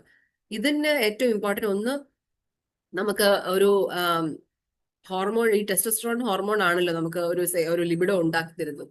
അപ്പൊ അതിന്റെ കുറവ് കാരണം ഒരു സെക്സിനോടുള്ള ഒരു താല്പര്യം ആയിരിക്കും ആദ്യം കുറയുന്നത്. അപ്പൊ അതിന്റെ ഫിസിക്കൽ കാരണങ്ങൾ എന്തുകൊണ്ടാണ്? വജൈനൽ ഡ്രൈനെസ് ഉള്ളതുകൊണ്ടാണ്. വജൈനൽ ഒരു നോർമൽ ആയിട്ടുള്ള ഒരു വെറ്റ്നെസ് അല്ലെങ്കിൽ ഒരു അതിന്റെ ഒരു സപ്പിൾനെസ് കുറയുമ്പോൾ ചിലപ്പോൾ ഇന്റർകോഴ്സ് പെയിൻഫുൾ ആവാം. അപ്പൊ ഇത് കാരണം നമ്മൾ അൺനോയിങ്ലി ഒരു സെക്സിനോടുള്ള താല്പര്യം ഇല്ലായ്മ വരാം. അപ്പൊ ഇതെല്ലാം ഇറ്റ്സ് നോട്ട് ഓവർലുക്ക്, ബട്ട് ഇതാണ് റീസൺ. അത് സെക്ഷൽ പ്രോബ്ലം എപ്പോഴും ഓവർലുക്ഡ് ആയിട്ടുള്ളതല്ല, പക്ഷെ നമുക്കത് മനസ്സിലാവില്ല. ഇപ്പൊ ചിലപ്പോൾ അത് എൻജോയ് ചെയ്യാതെ തന്നെ ആ കാര്യങ്ങൾ നടന്നു പോകും.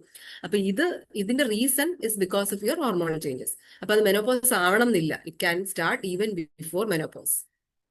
വേറൊരു കാര്യം, നമ്മൾ ഇപ്പം വളരെ ഏറ്റവും കൂടുതലായിട്ട് നമുക്കിപ്പം ഒരു അവയർനെസ് ഉണ്ടായി വരുന്ന കാര്യങ്ങളാണ് ഈ ഫങ്ഷണൽ ഹെൽത്ത് അല്ലെങ്കിൽ ഒരു ഫങ്ഷണൽ മെഡിസിൻ എന്നൊക്കെ പറയുന്നത്. അപ്പൊ ഇതില് ഏറ്റവും ഇമ്പോർട്ടന്റ് ആയിട്ട് വരുന്ന നമ്മുടെ ശരീരത്തിലെ നീർക്കെട്ടുകൾ, സ്ട്രെസ് ലെവൽസ് എങ്ങനെ നമ്മുടെ ബോഡിയെ ബാധിക്കുന്നു, ഗട്ട് ഹെൽത്ത് എങ്ങനെയാണ് നമ്മുടെ ബോഡിയിലെ ഓരോ അവയവങ്ങളെ ബാധിക്കുന്നത്, എങ്ങനെയാണ് നമ്മുടെ ഗട്ട് ഹെൽത്തിന്റെ റിലേഷൻ ടു ബ്രെയിൻ, ഗട്ട് ഹെൽത്തിന്റെ റിലേഷൻ ടു നമ്മുടെ മെന്റൽ സ്റ്റാറ്റസ്, സ്ട്രെസ് ലെവൽസ്, ഇത് ഈവൻ ഫോർ മെനോപോസൽ ഹോർമോൺ ചേഞ്ചസിന് പോലും ഗട്ട് ഹെൽത്തിനെ ബാധിക്കുന്നുണ്ടെന്ന് ഞാൻ നേരത്തെ പറഞ്ഞില്ലേ, ഈസ്ട്രജന്റെ എഫക്ട് തന്നെ നമ്മുടെ ഗട്ടിനും ഉണ്ട്. അപ്പൊ ഇതെല്ലാം നിങ്ങൾ അറിഞ്ഞിരിക്കണം. ജസ്റ്റ് ഞാനൊന്ന് പറഞ്ഞതേ ഉള്ളൂ.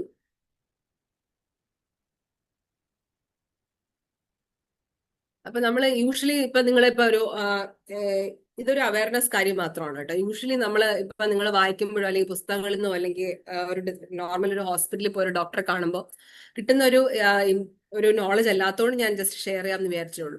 അപ്പൊ നിങ്ങളിപ്പോ ഒരു ബ്ലഡ് ടെസ്റ്റ് ചെയ്യുമ്പോൾ, ഇപ്പൊ ഒരു മെനോപോസൽ ഏജ് ആയിരിക്കും, ഒരു ബ്ലഡ് ടെസ്റ്റ് ചെയ്യുമ്പോൾ നമ്മൾ എപ്പോഴും ഒരു ബോൾഡ് അല്ലെങ്കിൽ റെഡിൽ കാണുന്ന ടെസ്റ്റുകളാണ് എപ്പോഴും നമ്മൾ അബ്നോർമൽ ആയിട്ട് കാണുന്നത്.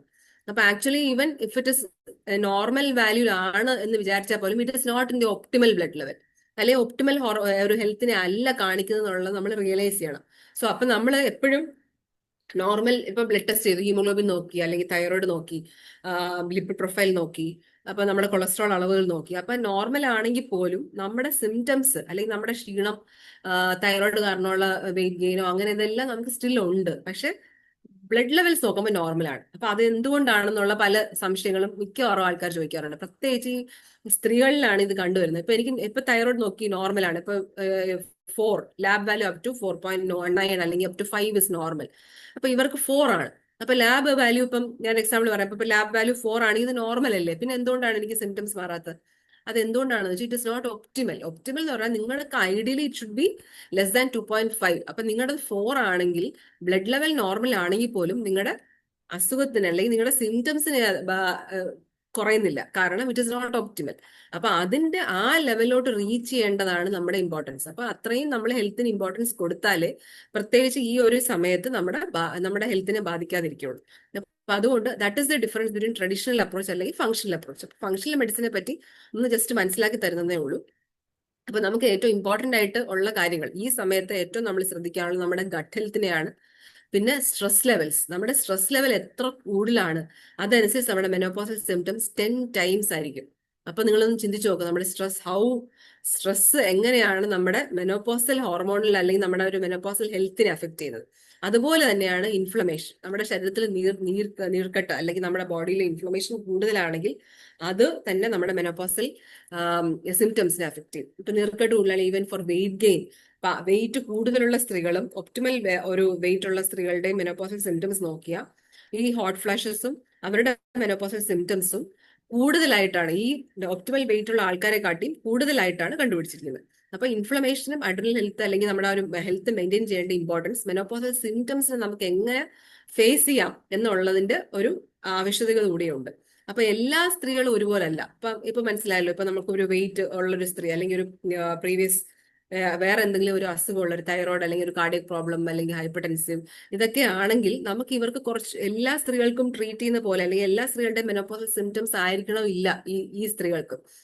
ഇപ്പൊ എല്ലാ സ്ത്രീകൾക്കും ഇപ്പൊ ഹോട്ട് ഫ്ലാഷസ് ആയിരിക്കും, അല്ലെങ്കിൽ ചിലർക്ക് പീരിയഡ്സ് ഇറഗുലാരിറ്റി ആയിരിക്കും. അപ്പൊ ഈ വെയിറ്റ് ഗെയിൻ ഉള്ളവരോ അല്ലെങ്കിൽ ഒരു കാർഡിയക് ഇഷ്യൂ ഉള്ളവരോ ഹൈപ്പർടെൻസീവ് ആൾക്കാർക്ക് കൂടുതലും vasomotor symptoms hot flashes, night sweats, അങ്ങനത്തെ കാര്യങ്ങളായിരിക്കും കൂടുതലായിട്ട് അഫക്ട് ചെയ്യുന്നത്.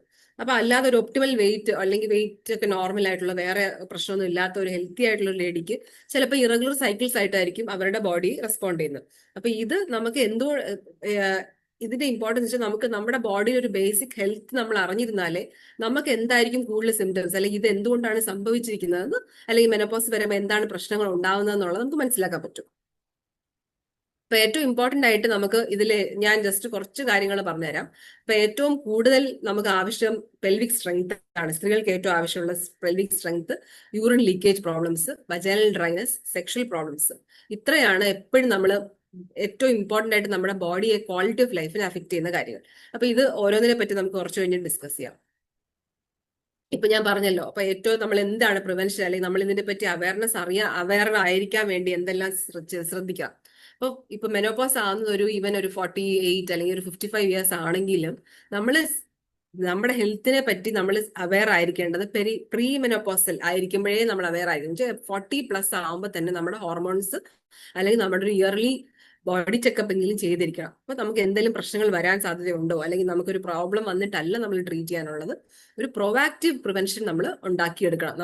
നിങ്ങൾക്ക് എപ്പോഴാണ് സമയം കിട്ടുന്നത്, നമ്മൾ നാട്ടിൽ വരുമ്പോഴോ അല്ലെങ്കിൽ നിങ്ങൾക്ക് അവിടെ തന്നെ ഹോസ്പിറ്റൽസിൽ അങ്ങനെ ഒരു ചെക്കപ്പ് ചെയ്യാനുള്ള ഒരു സൗകര്യം ഉണ്ടെങ്കിൽ stay provocative. It goes a long way in maintaining അല്ലെങ്കിൽ ഇൻ ഇംപ്രൂവിങ് യുവർ ഹെൽത്ത്. അടുത്തൊരു കാര്യം, സ്ത്രീകളിൽ എപ്പോഴും നമ്മൾ വളരെ മടിയോടെ മനസ്സിൽ വിചാരിച്ചിരിക്കുന്ന ഒരു കാര്യമാണ് പാപ്സ്മിയർ എടുക്കുന്നത്. പാപ്സ്മിയർ എന്ന് പറഞ്ഞാൽ നമ്മൾ എങ്ങനെ പോയി കിടക്കും, ഡെലിവറിക്ക് പോയി നമ്മൾ ഒരു ഗൈനക്കോളജിസ്റ്റിന്റെ ഫ്രണ്ടിൽ കിടന്നല്ലോ, അല്ലെങ്കിൽ നമ്മള് വെറുതെ എന്തിനാണ് ഹോസ്പിറ്റലിൽ പോകുന്നത്, അതിന്റെ ആവശ്യമുണ്ടോ എന്നൊക്കെ വിചാരിക്കുന്ന ഒരു കാര്യമാണ് ഈ പാപ്സ്മിയർ ടെസ്റ്റിന് വേണ്ടി പോകാത്തത്. പാപ്സ്മിയർ എന്ന് പറഞ്ഞാൽ എനിക്ക് തോന്നുന്നത് എല്ലാവർക്കും അറിയായിരിക്കും, സെർവൈക്കൽ ഒരു ക്യാൻസർ സ്ക്രീനിങ്ങിൽ ഉണ്ടാകുന്ന ഒരു കാര്യമാണ് പാപ്സ്മിയർ.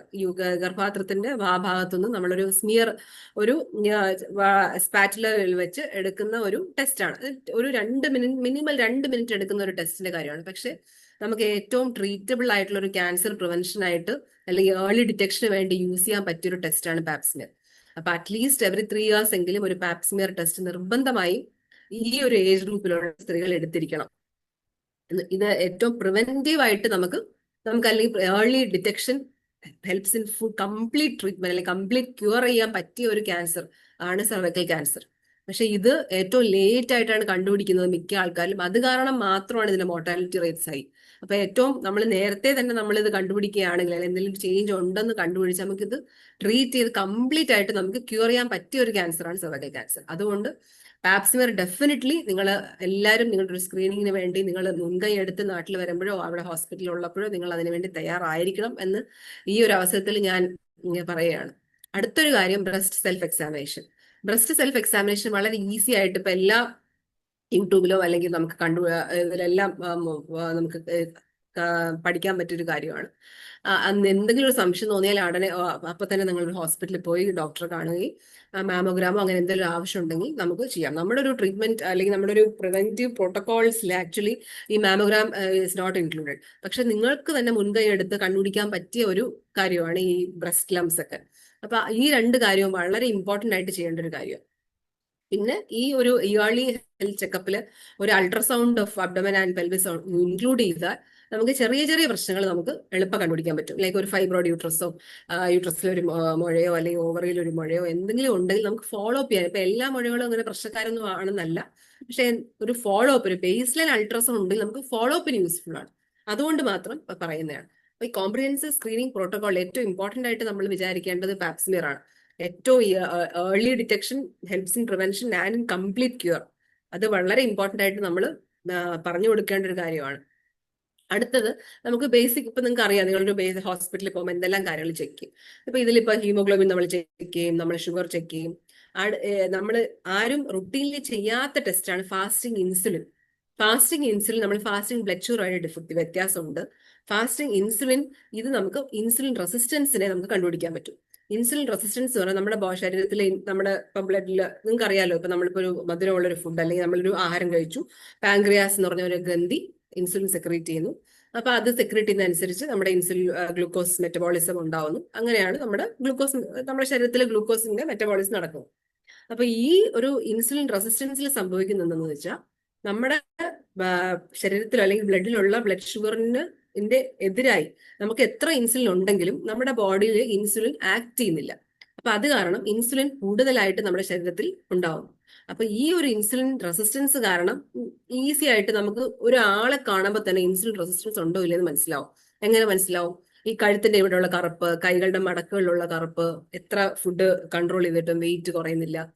ഈ ഇൻസുലിൻ റെസിസ്റ്റൻസ് പ്രത്യേകിച്ചും ഈ പെരിമെനോപോസൽ അല്ലെങ്കിൽ ഒരു മെനോപോസൽ സ്ത്രീയെ കുറച്ച് വെയിറ്റ് ഉള്ള ആൾക്കാരെ ഭയങ്കരമായിട്ട് ബാധിക്കുന്ന ഒരു കാര്യമാണ് ഇൻസുലിൻ റെസിസ്റ്റൻസ്. ഇത് നമുക്ക് ഡിറ്റക്ട് ചെയ്യാൻ പറ്റിയാൽ നമുക്ക് വളരെ ഏർലി ആയിട്ട് വെയിറ്റ് ഗെയിൻ മാനേജ് ചെയ്യാൻ പറ്റും, ഫാറ്റി ലിവർ മാനേജ് ചെയ്യാൻ പറ്റും, diabetes, early detection of diabetes പറ്റും. ഇതെല്ലാം നമുക്ക് ഈ ഫാസ്റ്റിംഗ് ഇൻസുലിൻ എന്ന് പറഞ്ഞ ഒരൊറ്റ ടെസ്റ്റ് കൊണ്ട് നമുക്ക് കണ്ടുപിടിക്കാൻ പറ്റും.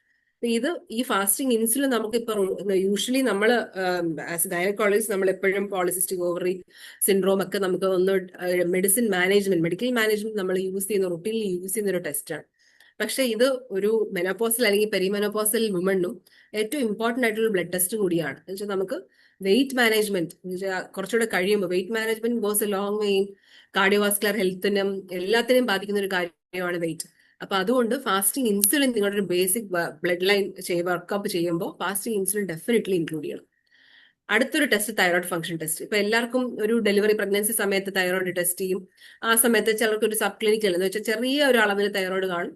അപ്പൊ അത് കൺട്രോൾ ആവുന്നു, പിന്നെ നമ്മൾ ഡെലിവറി കഴിയുന്നു, പിന്നെ അതിനെപ്പറ്റി തിരിഞ്ഞു നോക്കാറില്ല. ആ സമയത്ത് തൈറോയ്ഡോ അല്ലെങ്കിൽ ഒരു വെയിറ്റ് ഗെയിനോ ഹോർമോണൽ ചേഞ്ചസ് വരുന്ന ആൾക്കാർക്ക് ഒരു 35 to 40 ആ സമയമാകുമ്പോൾ ചെറുതായിട്ട് തൈറോയ്ഡ് പ്രഷർ ഉണ്ടാവും. ഇത് ഇഗ്നോർ ചെയ്ത് കഴിയുമ്പോൾ ഇത് നമ്മുടെ പല പല അവയവങ്ങളെയും ബാധിക്കും. ഈവൻ പീരിയഡ്സ് ഇറഗുലാരിറ്റി ബാധിക്കും, നമ്മുടെ വെയിറ്റിനെ ബാധിക്കും, അല്ലാത്തുള്ള ഹോർമോണൽ പ്രശ്നങ്ങളെ ബാധിക്കും. അപ്പൊ ഈ ഒരു തൈറോയ്ഡ് ഫംഗ്ഷൻ ടെസ്റ്റ്, എനിക്ക് തൈറോയ്ഡ് ഇല്ലായിരുന്നു പ്രഗ്നൻസിൽ, അതുകൊണ്ട് എനിക്കിനി വരാൻ സാധ്യതയില്ല എന്ന് നമ്മൾ വിചാരിക്കാതെ തൈറോയ്ഡ് നമ്മുടെ റുട്ടീൻ ഒരു ടെസ്റ്റിന്റെ ഭാഗമായിട്ട് നമ്മൾ ഇൻക്ലൂഡ് ചെയ്യണം. അടുത്തൊരു ടെസ്റ്റ് വൈറ്റമിൻ ഡി ആണ്. നിങ്ങൾക്ക് അറിയാലോ, എല്ലാവർക്കും വൈറ്റമിൻ ഡി, ഇപ്പം ഏഷ്യൻ പോപ്പുലേഷൻ വൈറ്റമിൻ ഡി ഭയങ്കര കുറവാണ്. അപ്പൊ വൈറ്റമിൻ ഡിയുടെ ഇമ്പോർട്ടൻസ് വെച്ചാൽ അതൊരു ടിഷ്യൂ ഹീലിംഗ് ഏറ്റവും ഇമ്പോർട്ടന്റ് ആയിട്ടുള്ള വൈറ്റമിൻ ആണ്. അപ്പൊ ഇത് ഈ ഒരു പെരിമെനോപോസൽ വുമൺ നിർബന്ധമായും ചെയ്തിരിക്കണം. അപ്പൊ നമ്മളിപ്പോ ഈ കാൽഷ്യം അല്ലെങ്കിൽ വൈറ്റമിൻ ഡി ഒക്കെ പ്രഗ്നൻസി കഴിക്കും, പിന്നെ നമ്മൾ കഴിക്കാറില്ല. പക്ഷെ ശരിക്കും നമ്മളൊരു പീക്ക് അബ്സോർപ്ഷൻ ഓഫ് കാൽഷ്യം എന്ന് പറയുന്നത് നമ്മുടെ ഒരു 25 to 30 years ആണ്. അത് കഴിഞ്ഞാൽ നമ്മളെ കാൽഷ്യം അബ്സോർപ്ഷൻ ഭയങ്കരമായിട്ട് കുറയും. അപ്പൊ വൈറ്റമിൻ ഡി കുറവാണെങ്കിൽ കാൽഷ്യം അബ്സോർപ്ഷൻ, നമ്മൾ ഈവൻ ഫുഡിൽ നിന്നുള്ള കാൽഷ്യം അബ്സോർപ്ഷൻ പോലും കുറവായിരിക്കും. വൈറ്റമിൻ ഡി ഫോർ കാൽഷ്യം മെറ്റബോളിസത്തിന് മാത്രമല്ല, നമ്മുടെ എല്ലാ ടിഷ്യൂ ഹീലിങ്ങിനെയും ഇൻഫ്ലമേഷനെ ഒക്കെ ബാധിക്കുന്ന ഒരു ഹോർമോണാണ് vitamin D. It's actually hormone. അതൊരു വൈറ്റമിനെ കാട്ടിയും ഒരു ഹോർമോണിന്റെ എഫക്റ്റ് ആണ് വൈറ്റമിൻ ഡിക്ക് ഉണ്ടാവുന്നത്. അപ്പൊ വൈറ്റമിൻ ഡിയുടെ ഒരു കാര്യം എന്ന് വെച്ചാൽ നിങ്ങൾ എല്ലാവരും വൈറ്റമിൻ ഡി കഴിക്കുമായിരിക്കും, അല്ലെങ്കിൽ നാട്ടിൽ നിന്ന് വരുമ്പോൾ വൈറ്റമിൻ ഡി കൊണ്ടുവരാൻ പറയും. അപ്പൊ വൈറ്റമിൻ ഡി ഒരു ഫാറ്റ് സോൾബിൾ വൈറ്റമിൻ ആണ്. അപ്പൊ വൈറ്റമിൻ ഡിയുടെ അളവ് ഒരു 30 above ആയിരിക്കണം. വൈറ്റമിൻ ഡി നിങ്ങൾ സപ്ലിമെന്റ്സ് എടുക്കുമ്പോൾ വൈറ്റമിൻ ഡി ശരിക്കും ഒരു അലോങ് വിത്ത് ഫുഡ് വെറും വയറ്റ് കഴിച്ചാൽ, അല്ലെങ്കിൽ നമ്മൾ വെറുതെ ഒരു സപ്ലിമെന്റ് വൈറ്റമിൻ ബി കോംപ്ലക്സ് എടുക്കുന്ന പോലെ വൈറ്റമിൻ ഡി കഴിച്ചാൽ ഇത് അബ്സോർബ് ആവത്തില്ല. അപ്പൊ എപ്പോഴും അലോങ് വിത്ത് ഫാറ്റി മീൽ എടുക്കണം എന്നാണ് പറയുന്നത്. At least you should take along with milk അല്ലെങ്കിൽ കേർഡ്, അങ്ങനെയൊക്കെ എടുത്താൽ ഇതിന്റെ അബ്സോർപ്ഷൻ കുറച്ചുകൂടെ ബെറ്റർ ആയിരിക്കും. ഇതിനെപ്പറ്റി ഒരു അവയർനെസ് കുറവായതുകൊണ്ട് ഞാൻ ജസ്റ്റ് ഒന്ന് മെൻഷൻ ചെയ്തതേ ഉള്ളൂ. വൈറ്റമിൻ ഡി ഒരു 15 താഴെയാണെങ്കിൽ, ഒരു 15 താഴെയാണെങ്കിൽ നമ്മൾ ഓറൽ സപ്ലിമെന്റേഷൻ വൈറ്റമിൻ ഡി ശരിക്കും മതിയാവാറില്ല. നമ്മൾ സാധാരണ നമ്മൾ ഒരു സിംഗിൾ ഡോസ്, ഒരു ലോഡിംഗ് ഡോസ് ഓഫ് ഇഞ്ചക്ഷൻ കൊടുത്തു കഴിഞ്ഞാൽ കുറച്ചുകൂടെ ബെറ്റർ ആയിരിക്കും. ഇപ്പം നിങ്ങൾ നാട്ടിൽ വരുമ്പോൾ സൗകര്യം പോലെ വൈറ്റമിൻ ഡി ചെക്ക് ചെയ്ത് കുറവാണെങ്കിൽ നിങ്ങൾ അടുത്ത ഒരു ഡോക്ടറെ കണ്ട് ഇതിനുള്ള ട്രീറ്റ്മെന്റ് എടുക്കണം എന്ന് ഞാൻ പറയുന്നു. നെക്സ്റ്റ് ഒരു തിങ് വൈറ്റമിൻ B12. വൈറ്റമിൻ B12ഉം ഇതുപോലെ നമ്മുടെ ഇൻഫ്ലമേഷനെയും ഹോമോസിസ്റ്റിന്റെ അളവുകളും യൂറിക് ആസിഡ് ഇതിന്റെ അളവിനെ എല്ലാം ബാധിക്കുന്ന ഒരു വൈറ്റമിൻ ആണിത്. HSCRP എന്ന് പറയുമ്പോൾ നിങ്ങൾക്ക് അറിയാമല്ലോ, നമ്മുടെ ബോഡിയിൽ ഇൻഫ്ലമേഷനെ ടെസ്റ്റ് ചെയ്യുന്ന ഒരു ടെസ്റ്റ് ആണ് CRP. ഹൈ സെൻസിറ്റീവ് CRP എന്ന് പറയുന്നത് നമ്മുടെ ബോഡിയിൽ ഇൻഫ്ലമേഷൻ കൂടുതലുണ്ടോ അതറിയുന്ന ഒരു കാര്യമാണ് HSCRP. പിന്നെ ലിപ്പിഡ് പ്രൊഫൈല്, അതർ ഹോർമോൺസ്, ഇതെല്ലാം നമ്മൾ ഈസ്ട്രജൻ പ്രൊജസ്ട്രോൺ ഒക്കെ ചെക്ക് ചെയ്യും. അതിന്റെ റൊട്ടീൻ ഇമ്പോർട്ടൻസ് അല്ലാതെ ഏറ്റവും കുറച്ച് ഇമ്പോർട്ടന്റ് ആയിട്ടുള്ള കാര്യം ഞാൻ ഒന്ന് ഫോക്കസ് ചെയ്യുന്നേ ഉള്ളൂ. പിന്നെ നമുക്ക് മെനോപോസ് ആയോ ഇല്ലേ എന്ന് അറിയാനുള്ള ഒരു സിംഗിൾ ടെസ്റ്റ് ആണ് FSH എന്ന് പറഞ്ഞ ഹോർമോൺ. FSH എന്ന് പറഞ്ഞാൽ ഫോളിക്കിൾ സ്റ്റിമുലേറ്റിംഗ് ഹോർമോൺ. അപ്പൊ പെരിമെനോപോസ് ആയില്ലേ നമുക്ക് പെട്ടെന്ന് മനസ്സിലാവാൻ പറ്റിയ ഒരു ഏറ്റവും സിംഗിൾ ആയിട്ടുള്ള ടെസ്റ്റ് FSH ആണ്. FSH ലെവൽസ് അബൌവ് 30 ആണെങ്കിൽ നിങ്ങൾ മെനോപോസൽ ലെവലിലായി. പക്ഷെ ഈവൻ അബൌവ് 30 നമുക്കൊരു 12 മന്ത്സിൽ കൂടുതൽ നമുക്ക് പീരീഡ്സ് വരാതിരുന്നാൽ, കൺസിക്യൂട്ടീവ് 12 മന്ത്സിൽ കൂടുതൽ പീരീഡ്സ് വരാതിരുന്നാൽ മാത്രമേ നമുക്ക് മെനോപോസ് ആയെന്ന് നമുക്ക് പറയാൻ കഴിയുള്ളൂ. അതാണ് ഇപ്പോൾ ഒരു സ്ക്രീനിങ് ആൻഡ് പ്രിവെന്റീവ് സ്ട്രാറ്റജിയിൽ ഞാൻ പറയാൻ ഉദ്ദേശിച്ച കാര്യങ്ങൾ. ഇനി നമുക്ക് കുറച്ച് മിത്സ് ആൻഡ് ഫാക്ട്സിനെ പറ്റി പറയാം. അപ്പൊ ഞാൻ നേരത്തെ പറഞ്ഞല്ലോ മെനോപോസ് ഇപ്പം 50 വയസ്സായാലേ പീരീഡ്സ് നിൽക്കുള്ളൂ, അങ്ങനെയാണ് നമ്മൾ വിചാരിച്ചിരിക്കുന്നത്. അങ്ങനെയല്ല. ഈവൻ 50 വയസ്സിന് മുമ്പ് തന്നെയും നമുക്ക് മെനോപോസൽ ചേഞ്ചസ്, പെരിമെനോപോസൽ ചേഞ്ചസ് വന്നു തുടങ്ങും. അപ്പൊ അതുകൊണ്ട് നിങ്ങൾ പീരീഡ്സ് നിന്ന് കഴിഞ്ഞാൽ മാത്രമല്ല നിങ്ങൾ ഇതിനെപ്പറ്റി ചിന്തിക്കേണ്ടത്. നമ്മൾ ഒരു അബോവ് 40 ആകുമ്പോൾ തന്നെ ഞാൻ ഈ നേരത്തെ പറഞ്ഞ കാര്യങ്ങൾ ശ്രദ്ധിക്കണം. അപ്പൊ അത് ശ്രദ്ധിച്ചാൽ എന്ത് സംഭവിക്കും? മെനോപോസ് ആകുമ്പോൾ നിങ്ങൾക്ക് കുറച്ചുകൂടെ ഈസി ആയിട്ട് നമുക്ക് കാര്യങ്ങളും എന്തുകൊണ്ടാണ് എനിക്ക് പ്രശ്നങ്ങൾ ഉണ്ടാവുന്നുള്ള കാര്യങ്ങൾ നമുക്ക് മനസ്സിലാക്കാം. അപ്പൊ ഈ മെനോപോസ് പീരീഡ്സ് നിന്ന് കഴിയുമ്പോൾ ഉണ്ടാകുന്ന ചേഞ്ചസ് നമുക്ക് എന്തായാലും ഒന്നും ചെയ്യാൻ പറ്റില്ല, ഇത് നമ്മൾ അനുഭവിച്ചേ പറ്റൂ എന്ന് മിക്ക സ്ത്രീകൾ അല്ലെങ്കിൽ നമ്മുടെ അമ്മമാരൊക്കെ അങ്ങനെ വിചാരിച്ചിരുന്നു. പക്ഷെ അങ്ങനെ അല്ല. അപ്പൊ അതില് ഒരു മിത്താണ്, ഇതൊന്നും നമുക്ക് ഹെൽപ്പ് ചെയ്യാൻ പറ്റില്ല. പക്ഷെ the fact is that life style and medicines, life style medicines എപ്പോഴും നമുക്ക് ഹെൽപ്പ് ചെയ്യാൻ പറ്റും. Medicine if needed, life style definitely. അപ്പൊ ലൈഫ് സ്റ്റൈൽ എന്ന് ഉദ്ദേശിച്ച കാര്യങ്ങൾ എന്താണെന്ന് നമുക്ക് കുറച്ചുകൂടെ കഴിയുമ്പോൾ എക്സ്പ്ലെയിൻ ചെയ്ത് തരാം. അപ്പൊ ഇതെല്ലാം നമുക്ക് നമ്മുടെ ജേർണി സ്മൂത്ത് ആക്കാൻ ഹെൽപ്പ് ചെയ്യും. പിന്നെ ഉള്ളൊരു കാര്യം ഒരു ഹോർമോൺ റീപ്ലേസ്മെന്റ് തെറാപ്പി. HRT പറ്റി പറയുമ്പോൾ എല്ലാവർക്കും പേടിയാണ്. അയ്യോ, ഈസ്ട്രജൻ എടുക്കണോ, പ്രൊജസ്ട്രോൺ എടുക്കണോ, അത് ബ്രസ്റ്റിന് പ്രശ്നം ഉണ്ടാക്കും, അല്ലെങ്കിൽ യൂട്രസിന് ക്യാൻസർ ഉണ്ടാക്കും. ഇങ്ങനെയൊക്കെ പല മിഥ്യാധാരണകളും നമ്മുടെ സ്ത്രീകളുടെ ഇടയിലുണ്ട്. എല്ലാവർക്കും HRT സേഫ് അല്ല, ശരിയാണ്. പക്ഷെ ഡെഫിനറ്റ്ലി HRT ആവശ്യമുള്ളവർക്ക് നമ്മൾ ഹോർമോൺ റീപ്ലേസ്മെന്റ് തെറാപ്പി അല്ലെങ്കിൽ മെനോപോസൽ റീപ്ലേസ്മെന്റ് തെറാപ്പി കൊടുത്തേ പറ്റൂ. കാരണം അവരുടെ ഹെൽത്തിനെ ബാധിക്കുന്ന രീതിയിലുള്ള ഒരു പ്രശ്നം ഉണ്ടെങ്കിൽ HRT is very safe for the right woman. ആർക്കാണ് കൊടുക്കുന്നത്, എത്ര ഡോസാണ് കൊടുക്കുന്നത്, എത്ര നാളത്തേക്കാണ് കൊടുക്കുന്നത്, ഇതാണ് ഏറ്റവും ഇമ്പോർട്ടൻറ്റ്. അപ്പൊ HRT is safe under supervision. ചുമ്മാ നമ്മൾ ഓൺലൈൻ കാണുന്ന ഓരോ ഹോർമോണൽ മെഡിസിൻസും അല്ലെങ്കിൽ നമുക്ക് അങ്ങനെ ഒരു സൂപ്പർവിഷൻ ഇല്ലാതെ എടുക്കുന്ന ഡ്രഗ്സ് ചെയ്യാൻ പാടില്ല. പക്ഷെ definitely HRT is very safe under supervision.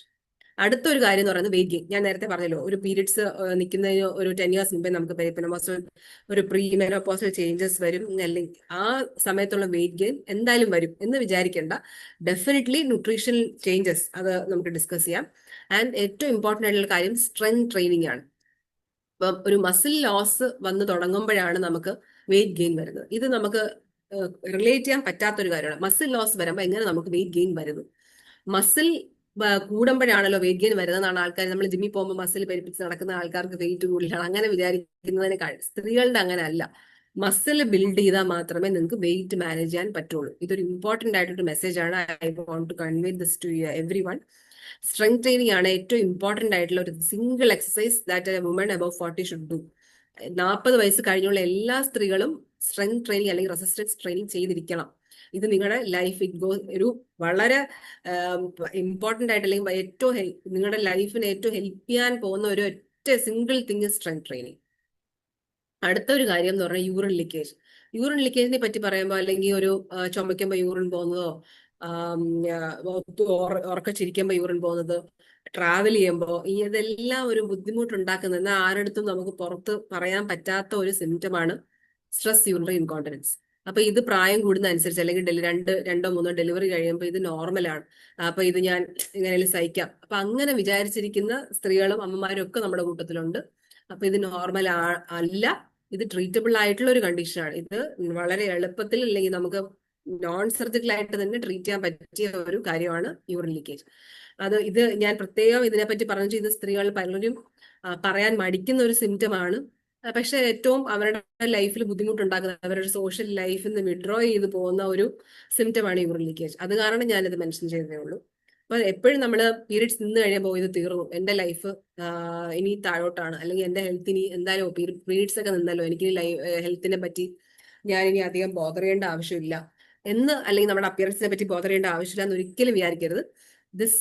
നിങ്ങൾ നിങ്ങളുടെ ഒരു സെക്കൻഡ് സ്പ്രിങ് അല്ലെങ്കിൽ നിങ്ങളുടെ ഒരു പീരീഡ്സ് ആയ ഒരു പെൺകുട്ടി എങ്ങനെയാണ് അതിന്റെ ലൈഫിൽ എന്തെല്ലാം സ്വപ്നങ്ങളുണ്ട്, അതുപോലെ ഒരു സെക്കൻഡ് സ്പ്രിങ് ആയിട്ട് നിങ്ങൾ ഈ ഒരു അവസരത്തിനെ കാണണം. ശരിക്കും നമ്മുടെ ഏറ്റവും പ്രൊഡക്റ്റീവ് ആയിട്ടുള്ള ലൈഫ്, നിങ്ങൾ ഏറ്റവും ഹെൽത്തി ആയിട്ട് ഇരിക്കേണ്ട ഒരു സമയമാണ് മെനോപോസ്. അതുകൊണ്ട് this should be your second spring. അപ്പൊ ഏറ്റവും നമ്മൾ കുറച്ച് ശ്രദ്ധിക്കേണ്ട കുറച്ച് കാര്യങ്ങൾ റെഡ് ഫ്ലാഗ് സിംറ്റംസ് എന്ന് പറയുന്നത് നമ്മൾ ഹോസ്പിറ്റൽ അല്ലെങ്കിൽ ഒരു ഡോക്ടറെ നിങ്ങൾ ഒരു മെഡിക്കൽ ഇവാലുവേഷൻ നിങ്ങൾ എന്തെല്ലാം കാര്യത്തിന് വേണ്ടി നിങ്ങൾ ശ്രദ്ധിക്കണം. അതിനെപ്പറ്റി ഞാനൊന്ന് മെൻഷൻ ചെയ്യാം. ഏറ്റവും ഇമ്പോർട്ടന്റ് ആയിട്ട് നമുക്ക് സ്ത്രീകളാകുമ്പോൾ എപ്പോഴും ബ്ലീഡിങ് പ്രശ്നമാണല്ലോ നമ്മുടെ ഒരു ക്വാളിറ്റി ഓഫ് ലൈഫിനെ അഫക്ട് ചെയ്യുന്നത്. അപ്പൊ ബ്ലീഡിങ് ഇപ്പൊ നോർമൽ ബ്ലീഡിങ് എന്താണെന്ന് നമ്മൾ ആദ്യം മനസ്സിലാക്കണം. അപ്പൊ ഒരു 2 to 7 days ഒരു 4 or 5 പാഡ്സ് 4 പാഡ്സ് വരെ മാറ്റുക, ഇത് നോർമലാണ്. അബോവ് 80 ml ഓഫ് ബ്ലഡ്, ഇപ്പൊ നമുക്ക് കപ്പ് യൂസ് ചെയ്യുന്നവർക്ക് അറിയാൻ പറ്റും, 80 ml ഓഫ് ബ്ലഡ് കൂടുതൽ പോവുക, ഒരു രൂപ തൊട്ടിന് അത്രയും അതിൽ കൂടുതൽ സൈസിൽ ക്ലോട്ട്സ് പാസ് ചെയ്യുക, ഇതൊന്നും നോർമൽ അല്ല. സോ ഇത് എന്തായാലും വെരി ഹെവി ബ്ലീഡിങ് ആണ്. അതിന്റെ കൂടെ പീരിയഡ്സ് ആവുന്നതിന് മുമ്പേ 1 ആഴ്ച മുമ്പ് തൊട്ടേ വയറുവേദന സ്റ്റാർട്ട് ചെയ്യുന്നു, പീരിയഡ്സ് കഴിഞ്ഞിട്ടും പെയിൻ മാറുന്നില്ല, ഇതും നോർമൽ അല്ല. അപ്പൊ ഈ ഒരു പ്രശ്നം ഉണ്ടെങ്കിൽ ഡെഫിനറ്റ്ലി ഡോക്ടറെ കണ്ടിരിക്കണം.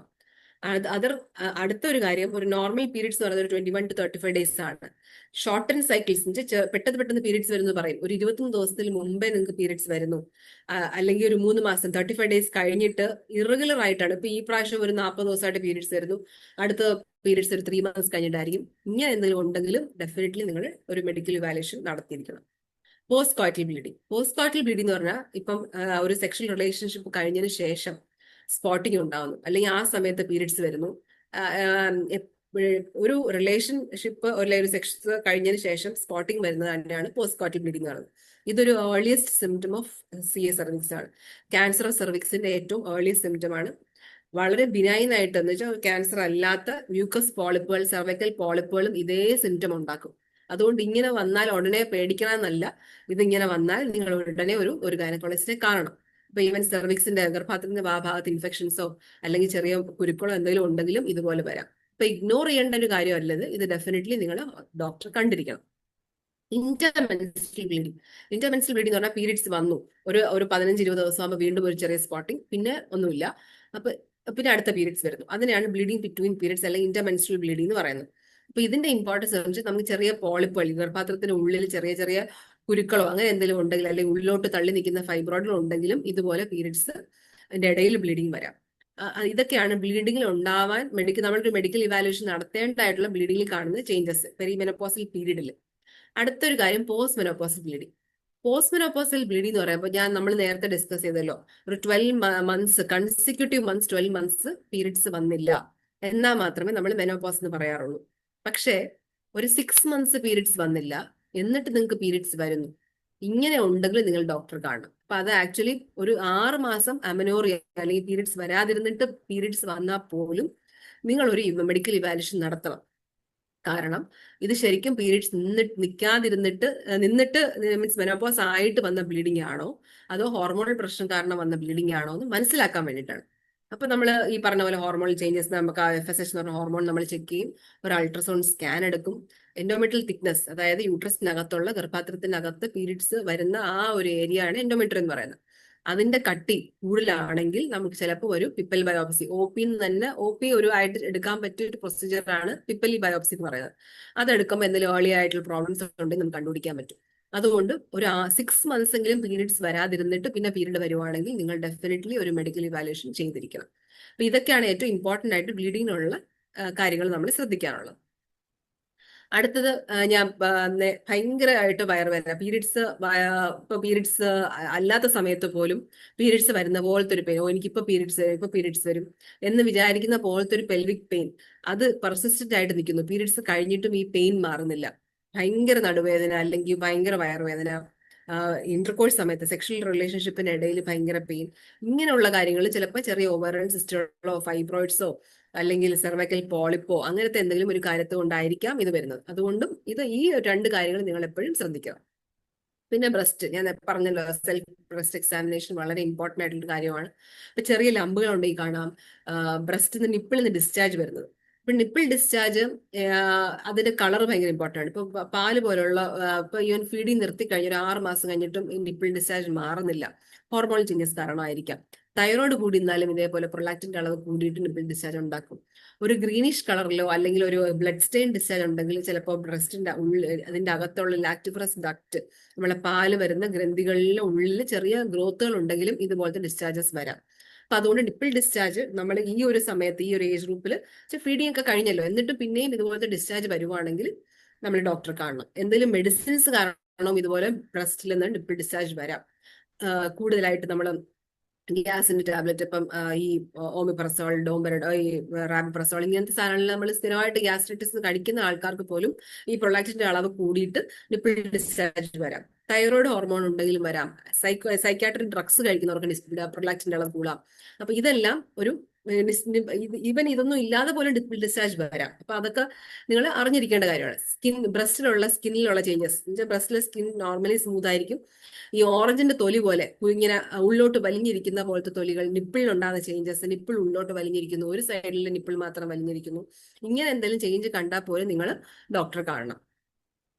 അടുത്തൊരു ഇമ്പോർട്ടന്റ് ആയിട്ടുള്ള കാര്യം യൂറിനറി സിംറ്റംസ് ആണ്. റിക്കറന്റ് ആയിട്ട് യൂറിനറി ഇൻഫെക്ഷൻസ് വരുന്നത് ഈ ഒരു മെനോപോസൽ സമയത്ത് എപ്പോഴും ഒരു ഇമ്പോർട്ടന്റ് ആയിട്ടുള്ള സിംറ്റം ആണ്. ഒന്നാമത്തെ കാര്യം ഈസ്ട്രജന്റെ കുറവ് കാരണം. രണ്ടാമത് നമ്മൾ ഡിറ്റക്ട് ചെയ്യാത്ത ഒരു ഡയബറ്റിസോ അങ്ങനെ എന്തെങ്കിലും ഉണ്ടെങ്കിലും ഈ ചേഞ്ചസ് വരാം. ഈ ഞാൻ നേരത്തെ പറഞ്ഞല്ലോ, ഏറ്റവും ഇമ്പോർട്ടന്റ് അല്ലെങ്കിൽ നമുക്ക് ഹോർമോണിൽ ഏറ്റവും ഇമ്പോർട്ടന്റ് ആയിട്ടുള്ള ഒരു കാര്യമാണ് ഈസ്ട്രജൻ. അപ്പൊ ഈസ്ട്രജന്റെ അളവ് കുറയുമ്പോൾ നമ്മുടെ എല്ലാ അവയവങ്ങളെയും ബാധിക്കുന്നത് പോലെ നമ്മുടെ യൂറിനറി ബ്ലാഡറും യൂറിത്ര ഇതിന്റെ അകത്തുള്ള സെൽസിനെ എല്ലാം ഈ ഈസ്ട്രജന്റെ കുറവ് ബാധിക്കും. എന്ന് പറയുമ്പോൾ നമ്മുടെ ഈ പെയിന്റ് ഇല്ലാത്ത ഒരു മതിലിൽ പായൽ പിടിക്കുന്ന പോലെ ഈ ഹോർമോണിന്റെ എഫക്റ്റ് ഇല്ലാത്ത യൂറിനറി ബ്ലാഡറിൽ അല്ലെങ്കിൽ യൂറിത്രയിലും ഇൻഫെക്ഷൻസ് പെട്ടെന്ന് ഉണ്ടാകും. അതുകൊണ്ട് റിക്കറന്റ് ആയിട്ട് യൂറിനറി ഇൻഫെക്ഷൻ ഈ പെരി മെനോപോസിലെ ആൾക്കാർക്ക് കൂടുതലാണ്. പ്രത്യേകിച്ച് ഈ ഒരു സമയത്ത് ഒരു സെക്ഷൽ ഇന്റർകോഴ്സ് വരുവാണെങ്കിലും ഭയങ്കര നീറ്റിലും യൂറിൻ പാസ് ചെയ്യുമ്പോൾ പെയിനും ഒക്കെ ഉണ്ടാവാം. അപ്പൊ ഇത് ആ ഒരു ഹോർമോണൽ ചേഞ്ച് കൊണ്ട് വരുന്നതാണ്. അപ്പൊ എപ്പോഴും സ്ഥിരമായിട്ട് ആന്റിബയോട്ടിക് കഴിക്കുന്ന ഒരു സ്വഭാവം മിക്ക സ്ത്രീകൾക്കുണ്ട്. യൂറിനറി ഇൻഫെക്ഷൻ എപ്പോഴെങ്കിലും കിട്ടിയ ഒരു മെഡിസിൻ എടുത്തു വെച്ച് റിപ്പീറ്റഡ് ആയിട്ട് തന്നെ ട്രീറ്റ് ചെയ്യും. അപ്പൊ ഇത് വളരെ ഒരു തെറ്റായിട്ടുള്ളൊരു കാര്യമാണ്. മിക്കവാറും ഇതൊരു ഹോർമോണൽ ചേഞ്ച് കാരണം അല്ലെങ്കിൽ ആ ഒരു മെനോപോസൽ സിംറ്റം അതിന്റെ ഹോർമോൺ കുറവ് കാരണം വരുന്ന ഒരു ഇൻഫെക്ഷൻ ആണ്. അപ്പൊ അതിന് ആന്റിബയോട്ടിക് അല്ല വേണ്ടത്, അവരുടെ ഹോർമോൺ ശരിയാക്കുകയാണ് വേണ്ടത്. ഇപ്പൊ റിപ്പീറ്റഡ് ആയിട്ട് റിക്കറന്റ് ഇൻഫെക്ഷൻ വരുന്ന ആൾക്കാർ ഇത് ഒന്ന് പ്രത്യേകം മനസ്സിലാക്കണം. എപ്പോഴും ഒരു മോണിറ്റേർഡ് അല്ലാതെ ആന്റിബയോട്ടിക്സ് കഴിക്കുന്നത് സേഫ് അല്ല. ഈവൻ യൂറിനിൽ ഇൻഫെക്ഷൻ കാണിച്ചാൽ പോലും ഈ ഹോർമോണിന്റെ അളവ് കുറവ് കാരണമാണോ ആ ഒരു സ്കിൻ ചേഞ്ചസോ അല്ലെങ്കിൽ അതിൻ്റെ ഉള്ള സിംറ്റംസ് ഉണ്ടോ എന്നുള്ളത് ഒരു ഗൈനക്കോളജിസ്റ്റിനെ കണ്ടിട്ട് വേണം നിങ്ങൾ ട്രീറ്റ്മെന്റ് എടുക്കാൻ. പിന്നെ നമ്മൾ കാണുന്ന ഒരു കാര്യം യൂറിനിൽ ബ്ലഡിന്റെ കളർ വരിക. അപ്പൊ അത് റിപ്പീറ്റഡ് ആയിട്ട് യൂറിനൽ ഇൻഫെക്ഷൻ വരുന്നോണ്ടാവാം, ചിലപ്പോൾ സ്റ്റോൺ കൊണ്ടാവാം, എന്തെങ്കിലും നമ്മളൊരു അൺഡിറ്റക്റ്റഡ് ആയിട്ടുള്ള ഒരു ക്യാൻസർ പോലും നമുക്ക് ചിലപ്പോൾ ബ്ലാഡറിനെ അഫക്ട് ചെയ്താലും ഇതുപോലെ ബ്ലഡ് യൂറിൻ കാണിക്കാം. അപ്പൊ അത് നിങ്ങൾ ഒരിക്കലും ഇഗ്നോർ ചെയ്യേണ്ട ഒരു സിംറ്റം അല്ല. പിന്നെ ജനറൽ ഹെൽത്തിനെ ബാധിക്കുന്നതായിട്ടുള്ള ചില ഇമ്പോർട്ടൻറ്റ് സയൻസ്, ഭയങ്കര ക്ഷീണം, ഒരു കാരണമില്ലാതെ ക്ഷീണം. ഒരു ദിവസം രാവിലെ എണീക്കുമ്പോൾ ബെഡിൽ എണീക്കാൻ പറ്റുന്നില്ല, അതുപോലത്തെ ഫറ്റീകൾ, സിവിയർ ഫറ്റീഗ്. അപ്പൊ ഇത് പലർക്കും ആ ഹോർമോൺ ചേഞ്ച് കൊണ്ട് വരാറുണ്ട്. ചിലർപ്പം മെഗ്നീഷ്യം ഡെഫിഷ്യൻസി അല്ലെങ്കിൽ കാൽഷ്യം ഡെഫിഷ്യൻസി, ബ്ലഡിൽ ഉണ്ടാകുന്ന മാറ്റങ്ങൾ, ഇതെല്ലാം കൊണ്ടും നമുക്ക് ഭയങ്കര ക്ഷീണം. അപ്പൊ ഇത് എനിക്ക് HB കുറവായതുകൊണ്ടാണ്, അല്ലെങ്കിൽ നമ്മൾ സ്വന്തമായിട്ട് അങ്ങ് ഇന്ന റീസൺ കൊണ്ടായിരിക്കാം ഇത്, അങ്ങനെ നമ്മൾ എപ്പോഴും, പ്രത്യേകിച്ച് സ്ത്രീകളുടെ ഒരു സ്വഭാവമാണ് നമ്മൾ ഇതുകൊണ്ടായിരിക്കാം ഇങ്ങനെ നമ്മൾ അസ്യൂം ചെയ്യും, അൺനെസസറി ആയിട്ട് അസ്യൂം ചെയ്യും. നമ്മൾ സ്വന്തമായിട്ട് അങ്ങ് വിചാരിച്ചാൽ അതിനെ അങ്ങ് ഇഗ്നോർ ചെയ്യും. പിന്നെ that becomes part of our life. നമ്മുടെ ലൈഫ് ഇങ്ങനെ ആയി പതുക്കെ അങ്ങനെ അങ്ങ് നമ്മൾ അതെങ്കിലും ഹാബിറ്റായി മാറും. അപ്പൊ അങ്ങനെ ചെയ്യാതെ എന്തെങ്കിലും പുതിയൊരു സിംറ്റം അല്ലെങ്കിൽ നമുക്ക് നമ്മുടെ ക്വാളിറ്റിയെ ബാധിക്കുന്ന രീതിയിൽ, നമ്മുടെ ഒരു പ്രൊഡക്ടിവിറ്റി ബാധിക്കുന്ന രീതിയിൽ ഒരു സിംറ്റം കണ്ടാൽ നിങ്ങൾ ഇന്ന ഒരു കാര്യമൊന്നും നമുക്ക് പോയിന്റ് ഔട്ട് ചെയ്യാൻ പറ്റുന്നില്ല, അങ്ങനെ ഉണ്ടെങ്കിൽ ഡെഫിനറ്റ്ലി നിങ്ങളൊരു മെഡിക്കൽ ഇവാലുവേഷൻ ചെയ്യണം. നമുക്ക് ഇതുവരെ ഇല്ലാത്ത എന്ത് സിംറ്റം, ലൈക്ക് ഹെഡ് ഏക്ക് ആവാം, ക്ഷീണമായിരിക്കാം, ബവൽ ഹാബിറ്റ്സിലെ ചേഞ്ചസ്, അങ്ങനെ എല്ലാം. മീൻസ് നമ്മളിപ്പം മോഷൻ പോകുന്നത് നോർമലി പൊയ്ക്കൊണ്ടിരുന്ന കുറച്ച് ദിവസം കഴിയുമ്പോൾ കോൺസ്റ്റിപ്പേഷൻ വരുന്നു, അല്ലെങ്കിൽ ബ്ലഡ് ടെസ്റ്റ് ഉള്ളിൽ കാണുന്നു, ഇതെല്ലാം ഒരു ചേഞ്ച് ഇൻ നോർമൽ കാര്യങ്ങളല്ലേ. അപ്പൊ ഇങ്ങനെ എന്തെങ്കിലും കണ്ടാൽ പോലും നമ്മൾ ഹോസ്പിറ്റലിൽ പോകണം. ഇതൊക്കെ നമുക്ക് വളരെ ഏർലി ആയിട്ട് ഡിറ്റക്ട് ചെയ്യാൻ പറ്റുന്ന പല വലിയ അസുഖങ്ങളുടെയും ഒരു ഏർലി സിംറ്റം ആയിരിക്കാം. എന്ന് പറഞ്ഞാൽ എല്ലാം കണ്ട് പേടിക്കാനല്ല, ജസ്റ്റ് റൂൾ ഔട്ട് എന്തെങ്കിലും ഒരു പ്രശ്നം ഉണ്ടെങ്കിൽ നമുക്കത് പരിഹരിക്കാൻ പറ്റും. വേറൊരു ഇമ്പോർട്ടന്റ് ആയിട്ടുള്ള കാര്യം, നമ്മൾ ഇഗ്നോർ ചെയ്യുന്ന ഒരു കാര്യമാണ് ഇമോഷണൽ ചേഞ്ചസ്. ഒരു മൂഡ് സ്വിങ്സ് ആൻഡ് ഡിപ്രഷൻ. ഇപ്പൊ മൂഡ് സ്വിങ് ഇത് മാറിപ്പോണം എന്ന് വെച്ചാൽ, ഇപ്പൊ മൂഡ് സ്വിങ് എന്ന് പറഞ്ഞാൽ നമ്മളിപ്പോ ഇന്നോ നാളെയോ അല്ലെങ്കിൽ 2-3 ദിവസം നമുക്ക് മൂഡ് ശരിയല്ല, പിന്നെ നമ്മൾ ഓട്ടോമാറ്റിക്കലി നമ്മൾ ഓക്കെ ആവും. പക്ഷെ this is not passing on. ഇത് അങ്ങനെ തന്നെ നിൽക്കുന്നു, അല്ലെ ആ ഒരു നമ്മുടെ ഒരു മാനസിക നില അതുപോലെ തന്നെ ലോ ആയിട്ട് ദിവസങ്ങളോളം അല്ലെങ്കിൽ ആഴ്ചകളോളം അല്ലെങ്കിൽ മാസങ്ങളോളം പൊയ്ക്കൊണ്ടിരിക്കുന്നു. ഇത് നമ്മൾ കൂടെ ഉള്ള ഒരാൾ അല്ലെങ്കിൽ കൂടെ നമ്മുടെ വീട്ടിൽ താമസിക്കുന്ന ഒരു സ്ത്രീക്ക് ഇങ്ങനെ ഒരു ചേഞ്ച് വന്നാൽ നമ്മൾ അതൊരു മൂഡ് ചേഞ്ച് ആയിട്ട് അല്ലെങ്കിൽ ഒരു മൂഡ് സ്വിങ് ആയിട്ട് കാണാതെ ഇത് ഒരു ഇമ്പോർട്ടന്റ് ആയിട്ടുള്ള ഒരു സൈൻ ആണെന്ന് കണ്ട് അവർക്കൊരു ഹെൽപ്പ് ട്രീറ്റ്മെന്റ് കൊടുക്കണം. നമുക്കൊരു പുറമെ ഒരു മുറിവ് നമുക്ക് കാണാം, പക്ഷെ മനസ്സിലൊരു ഒരു ഒരു വിഷമോ അല്ലെങ്കിൽ ഒരു സൈൻ നമുക്ക് കാണാൻ പറ്റില്ല. നമുക്ക് ഈ ഒരു സൈൻസ് ഒക്കെ കാണാൻ പറ്റും. അപ്പൊ അതുകൊണ്ട് നമ്മൾ ഒരിക്കലും അത് ഇഗ്നോർ ചെയ്യരുത്. ഇതൊരു മാനസിക പ്രശ്നത്തിന്റെ അല്ലെങ്കിൽ ഒരു സിവിയർ ഡിപ്രഷനിലോട്ടോ അല്ലെങ്കിൽ ഒരു ബൈപ്പോളാർ ഡിസോർഡറിന്റെ ഒക്കെ ഒരു ഭാഗമായിരിക്കാം ഇത്. അതുകൊണ്ട് നമ്മൾ ഇങ്ങനത്തെ കാര്യങ്ങൾ ഒരിക്കലും ഇഗ്നോർ ചെയ്യരുത്. നമുക്ക് സ്വന്തമായിട്ട് അല്ലെങ്കിൽ ആ സ്ത്രീക്ക് സ്വന്തമായിട്ട് അത് മനസ്സിലാവില്ല. കൂടെ ഉള്ള ഹസ്ബൻഡിനോ അല്ലെങ്കിൽ മക്കൾക്കോ ജോലി ചെയ്യുന്ന കൂടെ ജോലി ചെയ്യുന്നവർക്കൊക്കെ ആയിരിക്കും ചിലപ്പോൾ ഇത് മനസ്സിലാവുന്നത്. അപ്പൊ അതുകൊണ്ട് ഇത് ഒരിക്കലും നമ്മൾ ഇഗ്നോർ ചെയ്യാൻ പാടില്ല. സ്ലീപ്പ് ഡിസ്റ്റർബൻസസ്, ഇപ്പൊ ഉറക്കം ശരിയാവുന്നില്ല, രാത്രി 2 മണിക്ക് ഉണർന്നാൽ പിന്നെ ഉറങ്ങാൻ പറ്റുന്നില്ല, പിന്നെ 4 മണി വരെ ഉണർന്നിരിക്കുന്നു, പിന്നെ രാത്രി അതിനുശേഷമായിരിക്കും ഉറക്കം വരുന്നത്. അപ്പൊ ഇങ്ങനെയുള്ള ഡിസ്റ്റർബ് സ്ലീപ്പ്, പിന്നെ ഈ പറഞ്ഞ പോലെ ആങ്സൈറ്റി, ഒരു റീസൺ ഇല്ലാത്ത ആങ്സൈറ്റി, ഇതൊക്കെ ഉണ്ട്. ഇതെല്ലാം റെഡ് ഫ്ലാഗ് സിംറ്റംസ് ആണ്. ഇത് മെനോപോസൽ പ്രശ്നങ്ങൾ കാരണം ആയിരിക്കത്തില്ല. ഇതൊക്കെ ഒരു ഏർലി ഒരു മെന്റൽ ഡിസോർഡറിന്റെ അല്ലെങ്കിൽ ഒരു ചെറിയ സൈക്കോളജിക്കൽ പ്രോബ്ലത്തിന്റെ ഒക്കെ ഒരു സ്റ്റാർട്ടിങ് ആയിരിക്കാം. അതുകൊണ്ട് ഇത് ഒരിക്കലും നിങ്ങൾ ഇഗ്നോർ ചെയ്യരുത്. അപ്പൊ നമുക്ക് എന്തെല്ലാം സൊല്യൂഷൻസ് ആണ്. ഇപ്പൊ നമ്മൾ പ്രശ്നങ്ങളെ പറ്റി പറഞ്ഞ് നമ്മൾ സൊല്യൂഷനെ പറ്റി പറയാതിരിക്കേണ്ട. അപ്പൊ നമുക്ക് തന്നെ സ്വന്തമായിട്ട് ചെയ്യാൻ പറ്റിയ ലൈഫ് സ്റ്റൈൽ ആൻഡ് ട്രീറ്റ്മെന്റ് സൊല്യൂഷൻസിന് ജസ്റ്റ് ഒന്ന് നമുക്ക് നോക്കാം. അപ്പൊ ഏറ്റവും ഇമ്പോർട്ടന്റ് ആയിട്ട് നമുക്ക് ചെയ്യാൻ പറ്റിയത് ഒന്ന് ആഹാരം. നമുക്ക് ഫുഡും ഡയറ്റ് ആൻഡ് എക്സസൈസ് ആണ് എപ്പോഴും മെഡിസിനെ ഹെൽപ്പ് ചെയ്യുന്നത്. അപ്പൊ അത് രണ്ടും ശരിയാവാതെ നമ്മൾ എത്ര മരുന്ന് കഴിച്ചിട്ടും കാര്യമില്ല. അപ്പൊ ഏറ്റവും ഇമ്പോർട്ടന്റ് ആയിട്ട് ഒരു പെരിമെനോപോസൽ അല്ലെങ്കിൽ ഒരു പ്രീമെനോപോസൽ വുമൺ ശ്രദ്ധിക്കേണ്ട ചില കാര്യങ്ങളെ പറ്റി പറയാം. ഏറ്റവും ഇമ്പോർട്ടന്റ് നിങ്ങളുടെ protein intake increase your protein intake എന്ന് വെച്ചാൽ ഏത് മീൽ കഴിച്ചാലും അതിൽ പ്രോട്ടീൻ ഉണ്ടോ എന്ന് നോക്കിയിട്ട് വേണം നിങ്ങൾ ഫുഡ് കഴിക്കാൻ. ലൈക്ക് പുട്ടൻ കടല, നിങ്ങൾ ഇന്ന് രാവിലെ പുട്ടും കടല ഉണ്ടാക്കി, അപ്പൊ ഇതിൽ പ്രോട്ടീൻ ഉള്ള സാധനം എന്താ? കടലയാണ്. അപ്പൊ നിങ്ങൾക്ക് കടല കൂടുതൽ കഴിക്കാം. അപ്പൊ ആദ്യം പ്രോട്ടീൻ കഴിക്കണം, പിന്നെ കാർബോഹൈഡ്രേറ്റ് കഴിക്കാം. അപ്പൊ അതിലുള്ള 2 ഗുണങ്ങൾ: ഒന്ന്, നമ്മുടെ പ്രോട്ടീൻ ഇൻടേക്ക് കൂടും. രണ്ടാമത്തെ കാര്യം, നമ്മുടെ കാർബോഹൈഡ്രേറ്റ് കണ്ടന്റ് കുറയും. പ്രോട്ടീൻ കൂടുമ്പോൾ തന്നെ നമ്മുടെ വിശപ്പിന്റെ ആ ഒരു സഷൈറ്റി സെന്റർ എന്ന് പറയുന്ന നമ്മുടെ ബ്രെയിനിന് ഇത് സിഗ്നൽ ചെയ്യും. അപ്പൊ നമ്മുടെ ആ ഒരു വിശപ്പിന്റെ അളവും കുറയും. അപ്പൊ നമ്മൾ ആദ്യം പുട്ട് അല്ലെങ്കിൽ നമ്മൾ ആ കാർബോഹൈഡ്രേറ്റ് കൂടുതൽ കഴിക്കുമ്പോൾ നമുക്ക് പിന്നെയും പിന്നെയും കഴിക്കാൻ തോന്നും. പ്രോട്ടീൻ കണ്ടന്റ് ആണ് കൂടുതൽ ആദ്യം കഴിക്കും. ഇപ്പൊ 2 എഗ് വൈറ്റ് അല്ലെങ്കിൽ 2 മുട്ടയാണ് നമ്മൾ രാവിലെ കഴിക്കുന്നത്, നമുക്കത് നിങ്ങളുടെ ആ ഒരു എനർജി ലെവൽസും കുറച്ച് കൂടുതലായിരിക്കും. അപ്പോൾ consume protein with every meal. രണ്ടാമത്തെ കാര്യം, എപ്പോഴും നമ്മൾ calcium and vitamin D rich ആയിട്ടുള്ള കാര്യങ്ങൾ നമ്മുടെ ഫുഡിൽ ഇൻക്ലൂഡ് ചെയ്യാൻ നോക്കണം. ഫൈബർ കൂടുതലായിട്ട് ഇൻക്ലൂഡ് ചെയ്യാൻ നോക്കണം. റിഫൈൻഡ് ആയിട്ടുള്ള carbohydrates and excess of sugar, extra sugar ഉള്ള സാധനങ്ങൾ, ഇപ്പൊ പുട്ടിൽ പഞ്ചസാര, ഉപ്മാവിൽ പഞ്ചസാര, അല്ലെങ്കിൽ എക്സ്ട്രാ മധുരമുള്ള സാധനങ്ങൾ, cakes and pastries, refined carbohydrates, അങ്ങനെ സാധനങ്ങൾ കഴിവതും കുറയ്ക്കുക. നമ്മുടെ ഒരു ലൈഫ് സ്റ്റൈൽ എല്ലാം അങ്ങ് കട്ട് ചെയ്യാൻ പറ്റില്ല, പക്ഷെ സ്റ്റിൽ മാക്സിമം നിങ്ങൾ എന്താണ് കഴിക്കുന്നത്, മൈൻഡ്ഫുൾ ഈറ്റിംഗ് എന്നാണ് പറയുന്നത്. Mindful eating, mind what you are eating. നിങ്ങൾക്ക് കിട്ടുന്ന നിങ്ങളുടെ മുമ്പിൽ വെച്ചിരിക്കുന്ന എല്ലാ സാധനവും കഴിക്കാതെ എന്താണ് കഴിക്കുന്നതെന്ന് ആലോചിച്ചിട്ട് കഴിച്ചാൽ തന്നെ നമുക്ക് ഭയങ്കരമായിട്ട് നമ്മുടെ വെയിറ്റ് മാനേജ് ചെയ്യാൻ പറ്റും. അപ്പം മിനിമൈസ് ഷുഗർ, റിഫൈൻഡ് കാർബോഹൈഡ്രേറ്റ്സ്. പിന്നെ എപ്പോഴും കോൺസ്റ്റന്റ് ഹൈഡ്രേഷൻ ആണ്. കോൺസ്റ്റന്റ് ഹൈഡ്രേഷൻ മീൻസ് നിങ്ങളുടെ അടുത്ത് തന്നെ ഒരു ഗ്ലാസ് വെള്ളം വെക്കുക, ഒരു 10 മിനിറ്റ് കൂടുമ്പോൾ അല്ലെങ്കിൽ അരമണിക്കൂർ മുമ്പ് ഒരു സിപ്പെങ്കിലും കുടിക്കുക.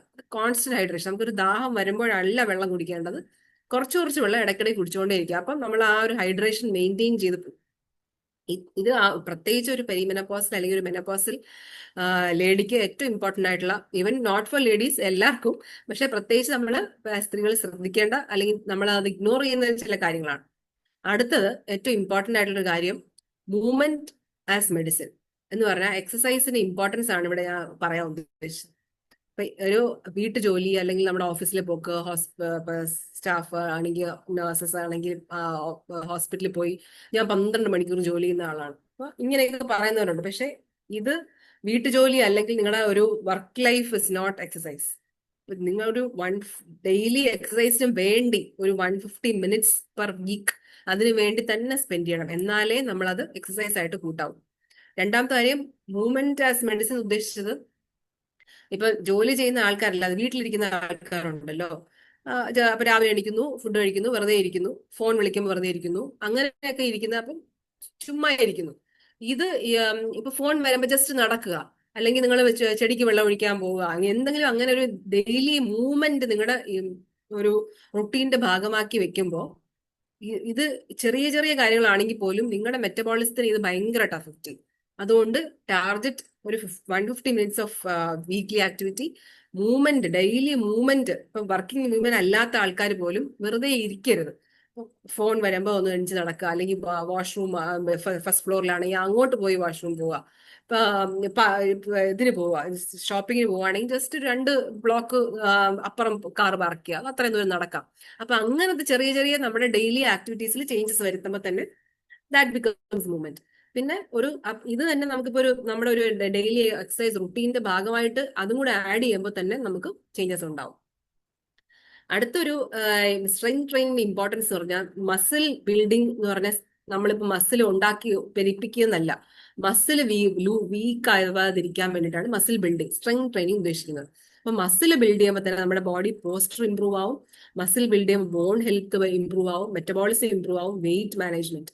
അപ്പൊ ഇതിനെല്ലാം മസിൽ ബിൽഡിംഗ് ആണ് ഇമ്പോർട്ടന്റ്. അപ്പൊ ഒരു വീക്ക്ലി 150 മിനിറ്റ്സ് നമ്മൾ വർക്ക്ഔട്ട് ചെയ്യുവാണെങ്കിൽ അതിലൊരു അറ്റ്ലീസ്റ്റ് ഒരു 60-70% സ്ട്രെങ്ത് ട്രെയിനിങ് ആണ് ഇമ്പോർട്ടൻസ് കൊടുക്കേണ്ടത്, എയറോബിക് ആക്ടിവിറ്റിക്ക് അല്ല. ഇപ്പൊ നമുക്ക് ഒരു പെരിമെനോപോസൽ മെനോപോസൽ വിമണിന് ഏറ്റവും ഇമ്പോർട്ടന്റ് ആയിട്ടുള്ള കാര്യമാണ് സ്ട്രെങ്ത് ട്രെയിനിങ്. അപ്പൊ അത് നിങ്ങൾ എപ്പോഴും മനസ്സിലാക്കണം. ജിമ്മിൽ പോകുന്ന ആൾക്കാരെ ഒത്തിരി പേര് കാണും, പോയി നമ്മൾ കാർഡിയോ ചെയ്യുന്നതിനെക്കാട്ടിയും കൂടുതലായിട്ട് നമ്മൾ റെസിസ്റ്റൻസ് ട്രെയിനിങ് അല്ലെങ്കിൽ സ്ട്രെങ്ത് ട്രെയിനിങ് ആണ് ചെയ്യേണ്ടത്. പിന്നെ ഒരു സ്ലീപ്പ് ഹൈജീൻ നമ്മൾ എല്ലാ ഹൈജീൻ, മെൻസ്ട്രൽ ഹൈജീൻ അല്ലെങ്കിൽ പലതരം ഹൈജീൻ നമ്മൾ കേട്ടിട്ടുണ്ട്. ഏറ്റവും ഇമ്പോർട്ടന്റ് ആയിട്ടുള്ള വേറൊരു കാര്യം സ്ലീപ്പ് ഹൈജീൻ ആണ്.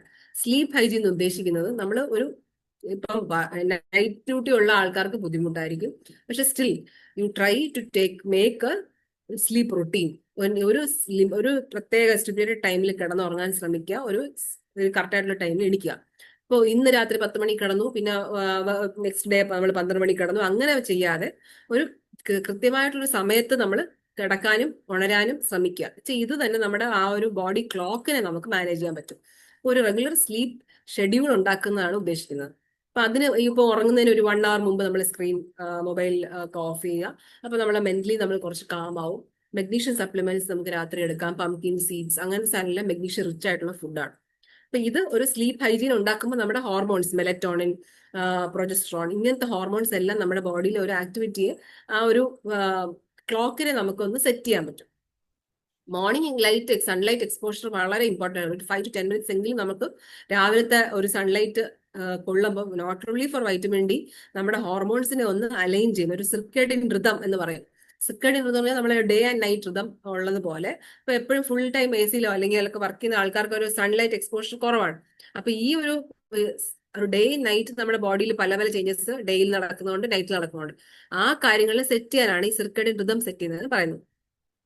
പിന്നെ ഇംപ്ലിമെന്റ് നൈറ്റ്ലി ഡിജിറ്റൽ ഡിറ്റോക്സ് എന്ന് പറഞ്ഞത് ഞാൻ നേരത്തെ പറഞ്ഞ പോലെ മൊബൈല് സ്ക്രീൻ ടൈം കുറയ്ക്കുക, ബ്ലൂ ലൈറ്റ് എക്സ്പോഷർ കുറയ്ക്കുമ്പോൾ നമ്മുടെ ബ്രെയിനിലുള്ള പല ഹോർമോൺസിന്റെയും ബാലൻസ് ശരിയാവുന്നതായിട്ട് കാണുന്നത്. അപ്പൊ ഈവൻ ഉറക്കത്തിനെയും നമ്മുടെ ഡെയിലി ഒരു ആക്ടിവിറ്റി അല്ലെങ്കിൽ ഒരു പ്രൊഡക്ടിവിറ്റിയെ തന്നെ ഇത് ഭയങ്കരമായിട്ട് വ്യത്യാസം ഉണ്ടാക്കുന്നു. ഇതെല്ലാം കൂടെ ചേർന്ന ഒരു ഇന്റഗ്രേറ്റഡ് ഒരു ഹെൽത്ത് ഒരു ഔട്ട്ലുക്ക് ആണ് ശരിക്കും പറഞ്ഞാൽ ഒരു ഒപ്റ്റിമൽ വെൽനെസ്സിനെ ഉദ്ദേശിക്കുന്നത്. ഇത് പ്രത്യേകിച്ച് സ്ത്രീകൾ ചെയ്യേണ്ടതിന്റെ ഒരു ഇമ്പോർട്ടൻസ്, നമ്മുടെ ഈ ഒരു ഏജ് ഗ്രൂപ്പുള്ള സ്ത്രീകളാണ് ഏറ്റവും ഇഗ്നോർഡ് ആയിട്ടുള്ള ഒരു ഗ്രൂപ്പ് ഓഫ് പീപ്പിൾ. അവരുടെ ഹെൽത്ത് നോക്കാതെ അവർ ഫാമിലി ഹെൽത്തും കുഞ്ഞുങ്ങളുടെ ഹെൽത്തും എല്ലാം നോക്കും, സ്വന്തം ആരോഗ്യം ശ്രദ്ധിക്കാതെ ഇങ്ങനെ പല പല ജോലികൾ ചെയ്തുകൊണ്ടിരിക്കും. അപ്പൊ ഇങ്ങനെയെങ്കിലും നമ്മൾ ഇത് കേൾക്കുമ്പോൾ നമ്മൾ മനസ്സിൽ ഒന്ന് ഓർക്കണം ഇതിന്റെ ഒരു ഇമ്പോർട്ടൻസ് എന്തൊക്കെയാണ്. അടുത്ത ഒരു കാര്യം, നമുക്കിത്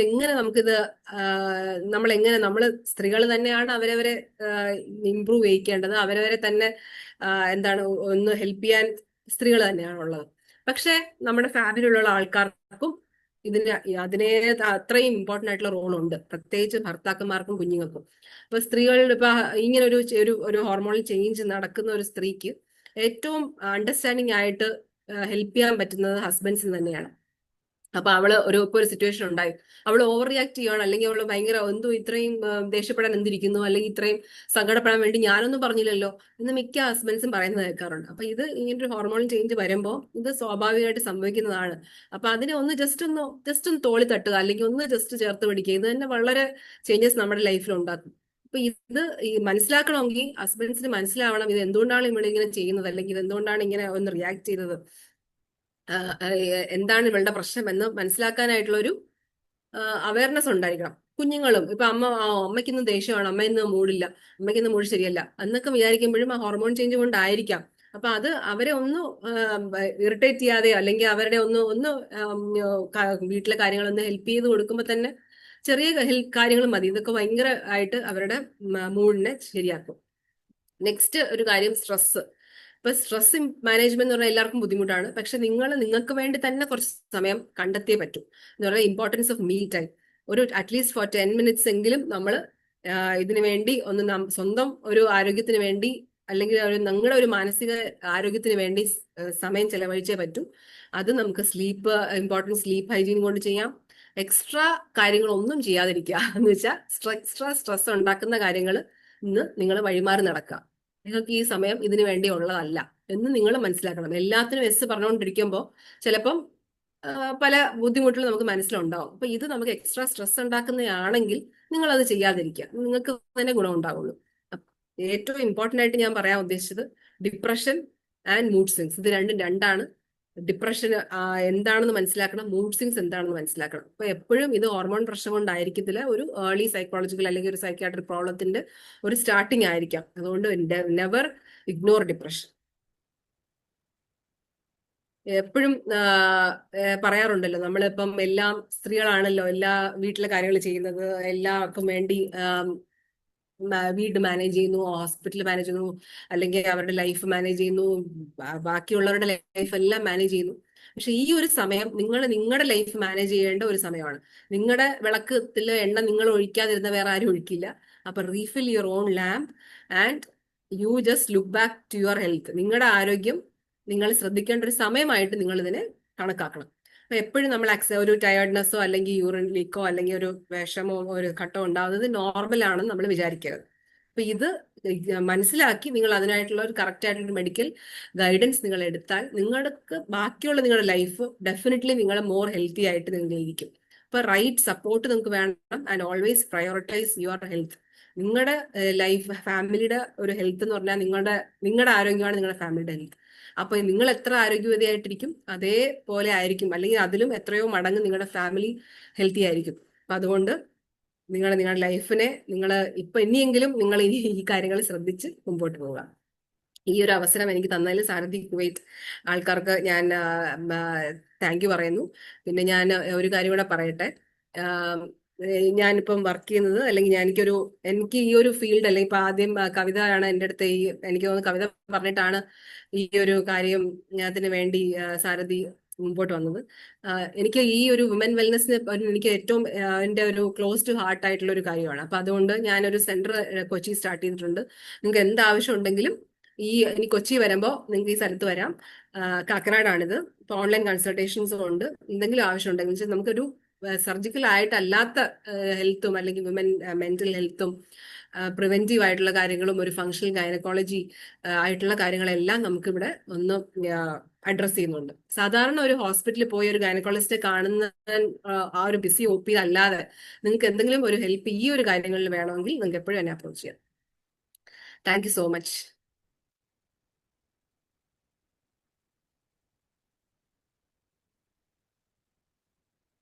സമയം എത്ര എടുത്തത് എനിക്ക് അറിയില്ല. നാട്ടിൽ ഒത്തിരി സമയമായില്ലേ? 10:30 ആയില്ലേ? 10:30. നാട്ടിൽ എത്ര സമയം? ശരി, സോറി. ഞാൻ ആർക്കെങ്കിലും എന്തെങ്കിലും ഞാനൊരു ഡൗട്ട്? ക്വസ്റ്റ്യൻ ആൻസർ സെഷൻ കൂടെ പറഞ്ഞിരുന്നു തോന്നുന്നു. ആർക്കെങ്കിലും എന്തെങ്കിലും സംശയം ഉണ്ടെങ്കിൽ ചോദിക്കാം. Hello, ma'am. Hello. Hello. പറഞ്ഞു കേൾക്കാം. Ma'am, actually, like, I'm only 19 years old. I'm in the call. Can you hear me?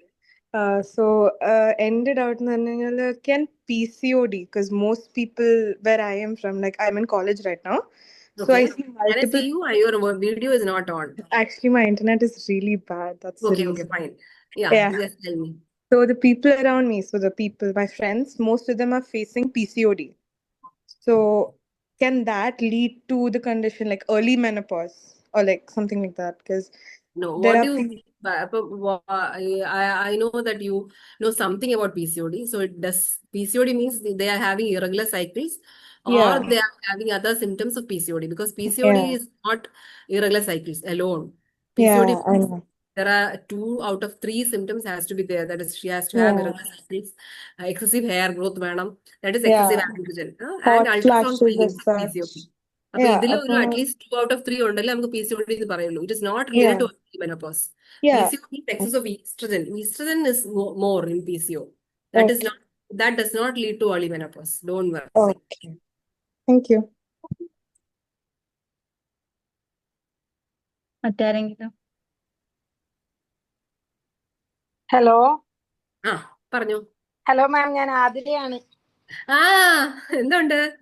സുഖമായിരിക്കണേ ഇവിടെ മാം? എന്റെ കുഞ്ഞവിടെ. ആ ശരി ശരി. വിഘ്നേഷ് സുഖമായി ഇല്ലേ? ആ സുഖമായിട്ടിരിക്കുന്നു സുഖമായിട്ടിരിക്കുന്നു. എങ്ങനെയുണ്ട്? ഡ്യൂട്ടി അല്ലേ? ഡ്യൂട്ടി മോർണിംഗ് ഡ്യൂട്ടി ആയിരുന്നു മാം. ഏട്ടന് ഇപ്പൊ വന്നതേ ഉള്ളു, കിടക്കുക. അപ്പൊ മാമിന്റെ ഇന്ന് മീറ്റിംഗ് ഉണ്ടെന്ന് അറിഞ്ഞോണ്ട് ഞാൻ ശരി. ഡ്യൂട്ടി ചെയ്തെടുത്ത. ഓ സുഖമായിരിക്കുന്നു? ആ സുഖമായിട്ടിരിക്കുന്നു സുഖമായിട്ടിരിക്കുന്നു. Okay, thank you. ശരി, സന്തോഷം.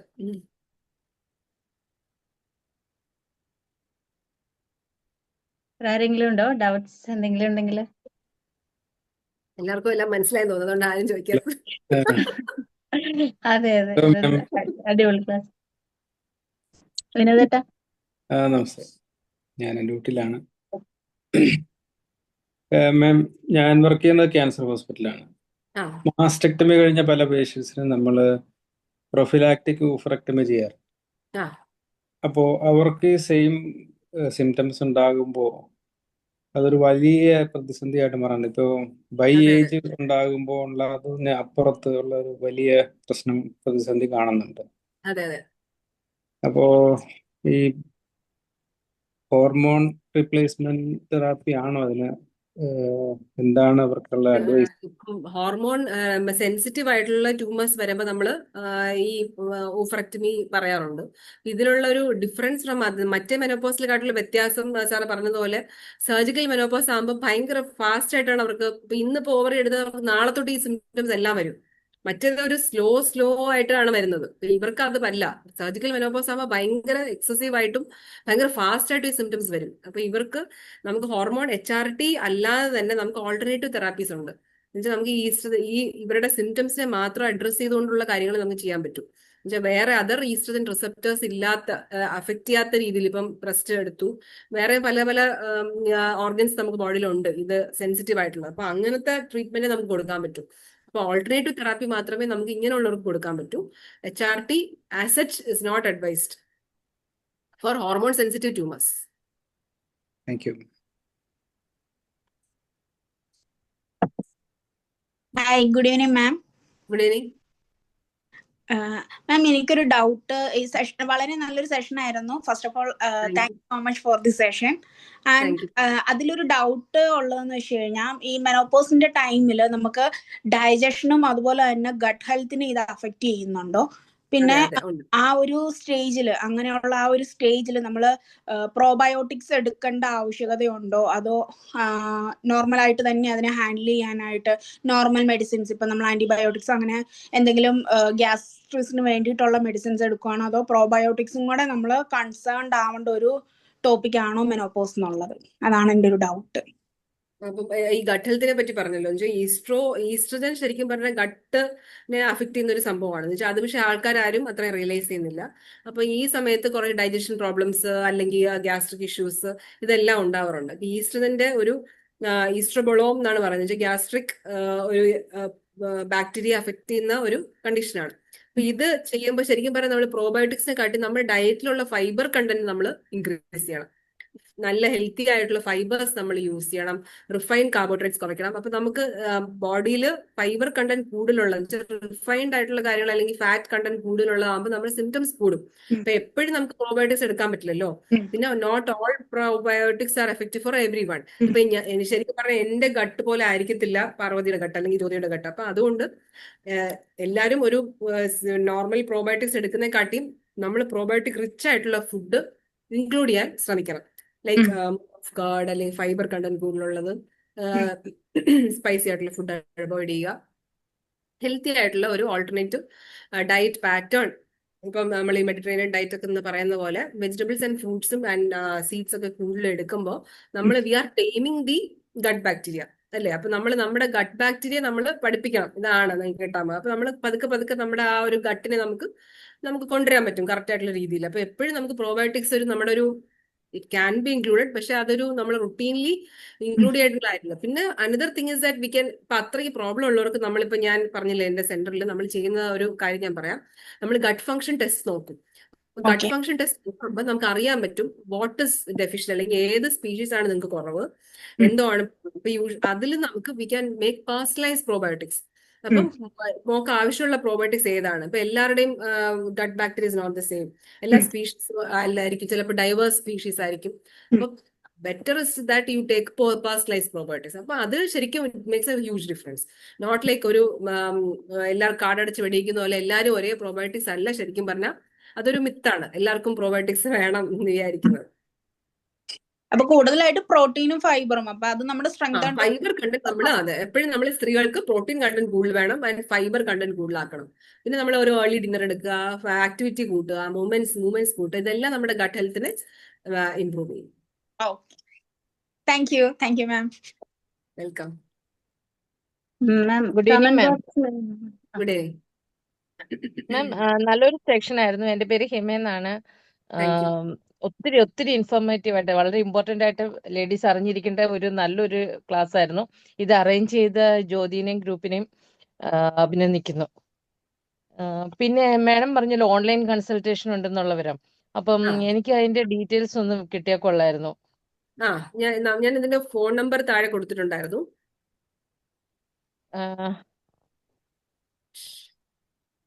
നമ്മൾ തരാം, അത് പാസ് ചെയ്യാം ഹിമ ചേച്ചി. Okay okay, thank you ma'am. Okay, ശരി. മാം നമ്മുടെ ചാറ്റ് ബോക്സിൽ 2 ക്വസ്റ്റ്യൻ വന്നിട്ടുണ്ട്. ഞാൻ നോക്കാം.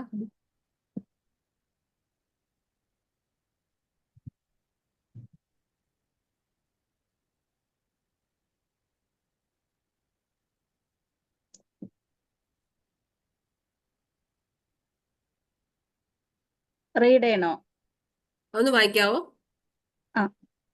Should I worried about heart disease after menopause? Definitely. Heart disease എന്ന് വെച്ചാൽ നമുക്ക് oestrogen is suppose to be an umbrella for a heart. അപ്പം ഈസ്ട്രജൻ എപ്പോഴും നമുക്ക് പ്രൊട്ടക്റ്റീവ് ആണ്.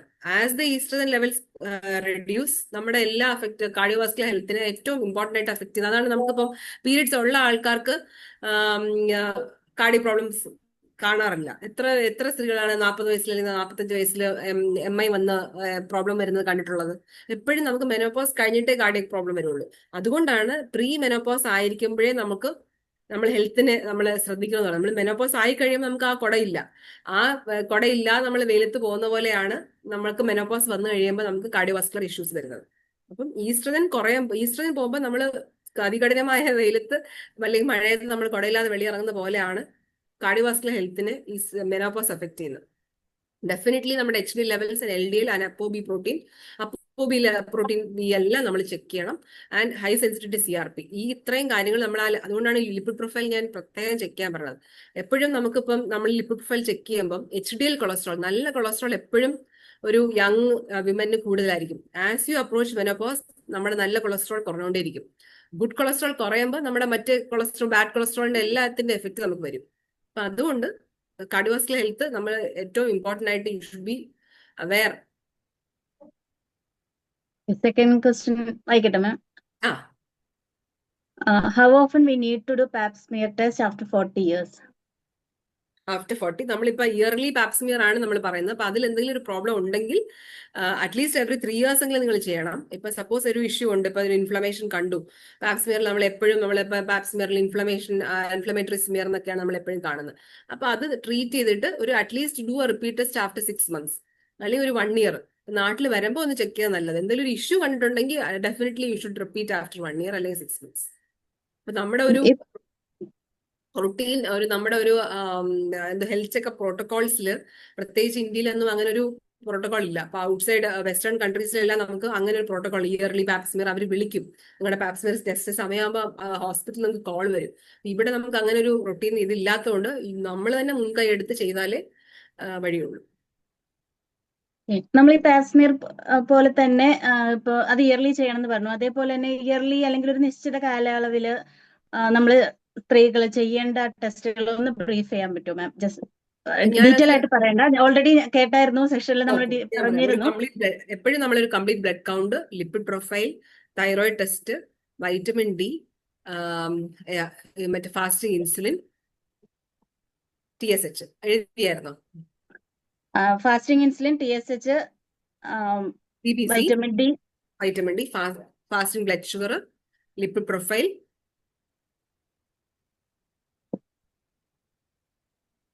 Okay. CRP, high sensitivity CRP ആണ് HSCRP. അതേപോലെ ഒരു പാപ്സ്മിയറും പെൽവിക് അൾട്രാസൗണ്ടും. ഹോർമോൺ ടെസ്റ്റ് ഒന്നും അങ്ങനെ ഹോർമോൺ ടെസ്റ്റിലുള്ളത് FSH. ഇപ്പൊ നമ്മളൊരു മെനോപോസ് ആയോ ഇല്ലെന്നൊരു സംശയമുണ്ട്. അങ്ങനെയാണെങ്കിൽ നമുക്ക് ചെയ്യാൻ പറ്റിയ ഒരു സിംഗിൾ ടെസ്റ്റ് ആണ് ഫോളിക് സ്റ്റിമുലേറ്റിംഗ് ഹോർമോൺ അല്ലെങ്കിൽ FSH. നമ്മളിപ്പോ ഇയർലി നാട്ടിൽ പോകുമ്പോഴൊക്കെ നമ്മൾ ഒരു പാക്കേജ് എടുക്കില്ല, അപ്പൊ അതിൽ ഇൻക്ലൂഡ് ചെയ്യേണ്ടത് ഇമ്പോർട്ടന്റ് ആണോ ഇത് ഹോർമോൺ ടെസ്റ്റ്? ഈ FSH യൂഷ്വലി പാക്കേജസിൽ ഇല്ല. നമുക്കിപ്പം ഒരു PCO പാക്കേജിലൊക്കെ LH FSH ഒക്കെ കാണും. പക്ഷെ ഒരു മെനോപോസിൽ അല്ലെങ്കിൽ ഒരു ജനറൽ ഹെൽത്ത് പാക്കേജിൽ FSH കാണാറില്ല. അതേ ഇപ്പൊ ഞാൻ ഈ പറഞ്ഞതുപോലെ ഇതെല്ലാം ഒരു നോർമൽ ബ്ലഡ് ടെസ്റ്റിൽ വരുന്നതല്ല. ഈ high sensitivity CRP, homocysteine levels, FSH levels, fasting insulin, ഇതെല്ലാം പാക്കേജസിൽ വരുന്ന കാര്യങ്ങളല്ല. അതുകൊണ്ട് നിങ്ങൾ ഇത് സ്പെസിഫിക്കലി ചെക്ക് ചെയ്യണം, പ്രത്യേകിച്ച് ഒരു പെരിമെനോപോസൽ ഏജ് ആകുമ്പോൾ.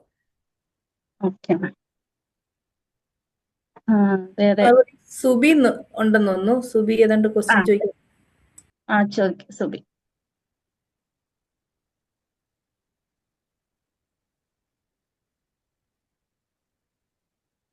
ആണേ സുബി.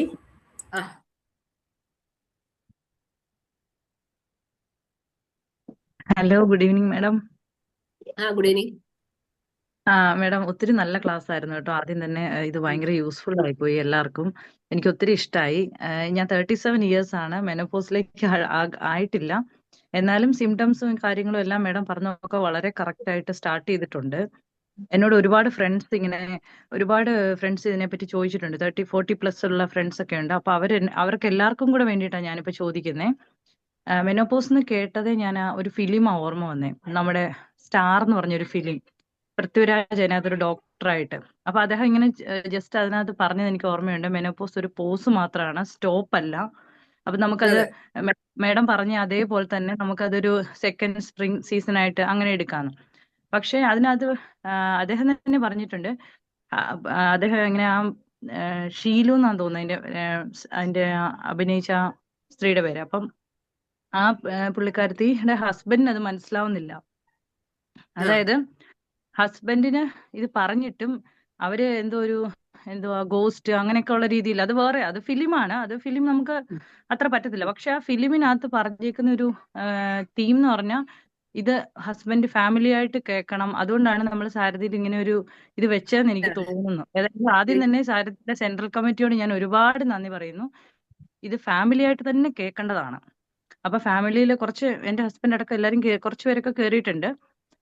അപ്പൊ അതിനകത്ത് അയാൾക്ക് മനസ്സിലാവുന്നില്ല. അപ്പൊ ഈ ഡോക്ടർ പറഞ്ഞിട്ടുണ്ട്, ഡോക്ടറായിട്ട് പോലും മെഡിക്കൽ ഫീൽഡ് ആയി പോലും എനിക്ക് എന്റെ അമ്മയ്ക്ക് അത് വന്നപ്പോൾ മനസ്സിലായിട്ടില്ല എന്ന്. ഇത് ഇവർക്ക് മനസ്സിലാക്കാൻ പറ്റുന്ന എന്തെങ്കിലും ഒരു ഈസി ആയിട്ടുള്ള ടെക്നിക്ക് ഉണ്ടോ? അല്ലാതെ എനിക്ക് മെഡിക്കലി ഉള്ള കാര്യങ്ങൾ കുറെ ഡൗട്ട്സ് എല്ലാരും ചോദിച്ചു, അതൊക്കെ വളരെ നല്ല കാര്യമാണ്. പക്ഷെ എനിക്ക് തോന്നുന്നു ആ ഇമോഷണൽ ആ ഒരു കണക്ഷൻ, എൻ്റെ ഒരു കുറച്ച് ഫ്രണ്ട്സ്, അടുത്ത ഫ്രണ്ട്സ് ഇതുമായിട്ട് സഫർ ചെയ്യുന്നുണ്ട്. അപ്പൊ അവരൊക്കെ ഈ വീട്ടിലൊക്കെ ഇങ്ങനെ ഇമോഷണലി ഉള്ള ഇത് കാണിക്കുമ്പോൾ എല്ലാവരും ഇങ്ങനെ പറയുന്നത് എന്താ പറയാ, അത് വേറെ പ്രശ്നങ്ങളാ അങ്ങനെയൊക്കെ. പക്ഷെ ഇത് ശരിക്കും പറഞ്ഞാൽ ഈ മെനോപോസിന്റെ ഒരു പ്രശ്നങ്ങളാണ് എനിക്ക് തോന്നുന്നത്. ഇപ്പൊ ഈ ക്ലാസ് കംപ്ലീറ്റ് ആയപ്പോ എനിക്ക് തോന്നുന്നു അത് കറക്റ്റാ. 40+, 41, 42 അങ്ങനെയൊക്കെയാ അവര്. അപ്പം അതിന് ഫാമിലി സപ്പോർട്ട് ഒരു എനിക്ക് തോന്നുന്നു 50% ഫാമിലി സപ്പോർട്ട് ആവശ്യമാണെന്ന് തോന്നുന്നു. ഹസ്ബൻഡ്, കുട്ടി. ഇതിനിപ്പോ ഈ പറഞ്ഞ പോലെ നമുക്ക് ഇതിപ്പോ എങ്ങനെ മനസ്സിലാക്കുന്നുള്ളത്, ഇതിന് കുറച്ച് സ്കോറിംഗ് സിസ്റ്റംസ് ഉണ്ട്. മെനോപോസ് അവയർനെസ് ഒരു സ്കോറിംഗ് സിസ്റ്റംസ് ഉണ്ട്, മൊബൈൽ ആപ്സ് ഉണ്ട്. നമ്മൾ ഇപ്പൊ ചെക്ക് ചെയ്ത് നോക്കുമ്പോൾ അറിയാം, മൊബൈൽ ആപ്സ് ഉണ്ട്. അപ്പൊ നമുക്ക് പിന്നെ ഒരു പിയർ ഗ്രൂപ്പ് സപ്പോർട്ട്. ഇപ്പൊ നിങ്ങൾ ഈ ചെയ്യുന്ന ഈ കാര്യം തന്നെ വളരെ ഇമ്പോർട്ടന്റ് ആണ്. ഇപ്പൊ ഒരേ ഏജ് ഗ്രൂപ്പിലുള്ള കുറച്ച് സ്ത്രീകൾക്ക് ഇങ്ങനെ ഒരു പ്രോബ്ലം ഉണ്ടെങ്കിൽ ജസ്റ്റ് മീറ്റ് ആൻഡ് ടോക്ക്. നിങ്ങൾ കമ്മ്യൂണിക്കേറ്റ് ചെയ്യണം, നിങ്ങൾ അങ്ങോട്ടും ഇങ്ങോട്ടും സംസാരിക്കണം. ഇപ്പൊ എനിക്കിങ്ങനെ ഒരു പ്രോബ്ലം ഉണ്ട്, ഇതേ പ്രോബ്ലം നിനക്കുണ്ടോ, അല്ലെങ്കിൽ നമുക്ക് എന്ത് ചെയ്യാം. അപ്പൊ നമ്മൾ സ്ത്രീകൾ തന്നെയാണ് അവരവരെ ഹെൽപ്പ് ചെയ്യാൻ പറ്റുന്നത്. അപ്പം ആ ഒരു പിയർ ഗ്രൂപ്പ് സപ്പോർട്ടാണ് ഇതുപോലത്തെ അവയർനെസ് ക്ലാസ്സസ്. രണ്ടാമത്തെ വേറൊരു കാര്യം, ഇങ്ങനത്തെ ഈ സ്കോറിംഗ് സിസ്റ്റംസ് അല്ലെങ്കിൽ ആപ്സ് അവൈലബിൾ ആണ്. നമ്മളിപ്പോ പീരിയഡ്സ് നമ്മൾ ട്രാക്ക് ചെയ്യത്തില്ലേ, അതുപോലെ തന്നെ മെനോപോസൽ പ്രോബ്ലംസിന് ആപ്സ് ഉണ്ട്. ഓക്കെ പിന്നെ ഓക്കെ. ഗ്രൂപ്പ് സപ്പോർട്ട് ഏറ്റവും ഇമ്പോർട്ടന്റ്. അപ്പൊ അതൊക്കെ വെച്ചിട്ട് നമുക്ക് ചെയ്യാൻ മനസ്സിലാവും. ഓക്കെ ആൾക്കാർക്ക് ബാക്കി അവയർനെസ് മെഡിക്കൽ ക്രിയേറ്റ് ചെയ്യുന്നതാണ് ഏറ്റവും ഇമ്പോർട്ടന്റ്. ഓക്കെ ബാക്കി മെഡിക്കലി ഉള്ള കാര്യങ്ങളൊക്കെ എല്ലാവരും ചോദിച്ചു. അപ്പൊ ഇതിനകത്ത് മാഡം വളരെ ക്ലിയർ ആയിട്ട് പറഞ്ഞു തന്നിട്ടുണ്ട്. അപ്പൊ അതേ കുറിച്ചൊക്കെ ഓക്കെ ആയ. ലാസ്റ്റ് ഇമോഷണലിന്റെ മീൻസ് മെന്റൽ അങ്ങനത്തെ കാര്യങ്ങൾ വന്നപ്പോഴാണ് ഞാൻ ഓർത്തത് നമുക്ക് ഇതൊന്ന് കമ്മ്യൂണിക്കേറ്റ് ചോദിക്കുന്നത്. ചെയ്യാനുള്ള ആൾക്കാർ കുറവല്ലേ? പണ്ടൊക്കെ ആകുമ്പോൾ നമ്മൾക്ക് ഒരു ജോയിന്റ് ഫാമിലി അല്ലെങ്കിൽ അതെ 2-3 ഫാമിലി അടുത്തുണ്ടല്ലേ, വൈകുന്നേരം ഇരുന്ന് സംസാരിക്കാൻ സമയമുണ്ട്. ഇപ്പം പക്ഷെ ഇപ്പം അങ്ങനെ നിങ്ങൾ ഇത്രയും ബിസി ആയിട്ടുള്ള ആൾക്കാരൊക്കെ ആവുമ്പോഴും മിക്കവരും പലരും ജോബിന് ആവശ്യത്തിന് വേണ്ടിയിട്ടല്ലേ നിങ്ങൾ ഇങ്ങനത്തെ സ്ഥലങ്ങളിലൊക്കെ പോകുന്നത്. അപ്പൊ നിങ്ങൾക്ക് സംസാരിക്കാൻ ആൾക്കാർ കാണത്തില്ല. അപ്പൊ കമ്മ്യൂണിക്കേറ്റ് ചെയ്യണം. അല്ലെങ്കിൽ അറ്റ്ലീസ്റ്റ് ഒരു ഓൺലൈൻ എങ്കിലും ഒരു മീറ്റിംഗ്, നിങ്ങളൊരു ചെറിയ ഗ്രൂപ്പിലേക്ക് 5-10 പേര് അങ്ങനെ എന്തെങ്കിലും പ്രോബ്ലം ഉണ്ടെങ്കിൽ ഒരു 10 മിനിറ്റ് എങ്കിലും നിങ്ങൾ ഒന്ന് get in touch with each other. അപ്പൊ തന്നെ നമുക്ക് ഒന്ന് സംസാരിക്കുമ്പോൾ തന്നെ ചിലപ്പോൾ സോൾവ് ചെയ്യാൻ പറ്റുന്ന കാര്യങ്ങളെ കാണുള്ളൂ. അതെ അല്ല ഞാനൊരു ഒരു വിമൻസിന്റെ ഒരു ഗ്രൂപ്പ് ഉണ്ട് എനിക്ക്. അപ്പൊ പേഴ്സണലി ഒരു ഗ്രൂപ്പ് ഉണ്ട്, സാരഥിയിൽ കയറി അതിലൊരു ഗ്രൂപ്പായി. അപ്പൊ ഇത് നമ്മളെല്ലാരും ഒരു ഫാമിലിയാണ്, വുമൻസ് ഡേയുടെ ഭാഗമായിട്ടാണല്ലോ ഇത്. അപ്പം എന്റെ ആ പേഴ്സണൽ ഗ്രൂപ്പിൽ 40+ കുറച്ച് പേരുണ്ട്, 35 അങ്ങനെയൊക്കെയാ. അപ്പൊ ഇവർക്ക് എല്ലാവരുടെയും ഈ ഇമോഷൻസ്, ഇവരുടെ കുറച്ച് പ്രോബ്ലംസ് ഇതുപോലെ മാഡം പറഞ്ഞ പോലെ യൂറിനറി പ്രോബ്ലംസും കോൺസ്റ്റിപ്പേഷൻ ഒരുപാട് ഇഷ്യൂസ് ഉണ്ട്. അപ്പൊ ഇതെല്ലാം എനിക്ക് കണക്ട് ആയിട്ടുണ്ട്. അപ്പൊ ഇതൊക്കെ തന്നെയാണെന്ന് നമ്മളിങ്ങനെ ഊഹിക്കും. പക്ഷെ കറക്റ്റ് ആയിട്ട് ഒരു ഇൻഫോർമേഷൻ മാഡം തന്നത് വളരെ നന്നായി. ഒത്തിരി ഇഷ്ടപ്പെട്ടു. എന്റെ ആ ഫ്രണ്ട്സ് മുഴുവൻ ഇതിനകത്ത് കയറിയിട്ടുണ്ട്. അവര് സാരഥിയര് മാത്രമല്ല, അല്ലാത്ത ആൾക്കാർ എല്ലാരും കയറിയിട്ടുണ്ട്. അപ്പൊ അതല്ലാണ്ട് ഒത്തിരി നന്നായി കേട്ടോ. അത് സെൻട്രലിനോടും എല്ലാവരോടും നന്ദി പറയുന്നു. മാഡത്തിനോട് ഒരുപാട് താങ്ക്സ്. നാട്ടിൽ ഈ സമയം വെയിറ്റ് ചെയ്ത് നമുക്ക് തന്നേന്. Thank you so much. Thank you so much. Ma'am ഒരു ക്വസ്റ്റ്യൻ ഇവിടെ ചാറ്റ് ബോക്സിലുണ്ട്, വായിക്കട്ടെ. ഹലോ. അതാണോ? അതെ. How night shifts affect perimenopause? Will it fasten menopause? Is there any relation? ഇപ്പൊ നമ്മള് ഈ പറഞ്ഞ പോലെ നൈറ്റ് ഷിഫ്റ്റ് എടുക്കുന്ന സ്ത്രീകൾ കുറച്ച് കൂടുതലുണ്ടല്ലോ. അപ്പം night shift as such affect ചെയ്യുന്നതായിട്ട് കാണുന്നില്ല. പക്ഷെ നൈറ്റ് ഷിഫ്റ്റ് എടുക്കുമ്പോൾ നമ്മുടെ മെലറ്റോണിൻ ഹോർമോൺ സെക്രീഷൻസിനെ അത് അഫക്ട് ചെയ്യും. അപ്പൊ ആ ചേഞ്ചസും മെനോപോസിൽ ആയിട്ടുള്ള ഒരു സ്ത്രീക്കും രണ്ടും കൂടെ ആകുമ്പോഴത്തേക്കും അത് കുറച്ചുകൂടെ കോമ്പൗണ്ട് ചെയ്യും. പ്രശ്നങ്ങൾ കുറച്ചുകൂടെ കൂടുതലായിട്ട് അവർക്ക് ഫേസ് ചെയ്യാറുണ്ട്. ഇപ്പൊ നൈറ്റ് ഷിഫ്റ്റ് എടുക്കുമ്പോൾ നമുക്കിപ്പോ മെലറ്റോണിൻ സെക്രീഷൻ ശരിയാവുന്നില്ല, അല്ലെങ്കിൽ നിങ്ങൾ പകൽ അതുപോലെ ഇപ്പൊ രാത്രി എത്ര ഉറക്കം കിട്ടിയാലും പകൽ അതിന്റെ കൂടുതൽ ഉറങ്ങിയാൽ പോലും നിങ്ങൾക്ക് രാത്രി ഉറങ്ങുന്നതിന്റെ എഫക്ട് പകൽ കിട്ടത്തില്ല. പക്ഷെ നിങ്ങൾക്ക് വേറെ വഴിയില്ലാത്തതുകൊണ്ട് നമ്മളിപ്പോ നൈറ്റ് ഷിഫ്റ്റ് എടുക്കുന്നവർ ചെയ്തല്ലേ പറ്റത്തുള്ളൂ. പക്ഷെ menopausal symptoms, it can accelerate the menopausal symptoms but will not fasten menopause. Symptoms നിങ്ങൾക്ക് കൂടുതലായിട്ട് തോന്നും.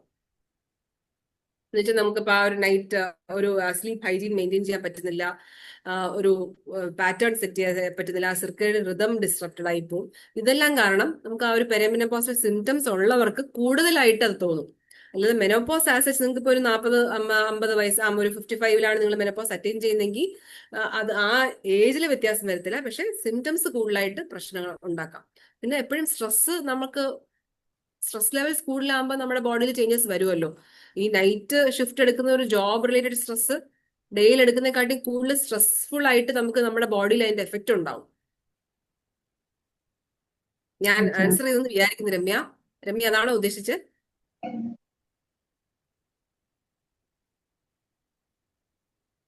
രമ്യ ഇല്ലെന്ന് തോന്നുന്നു.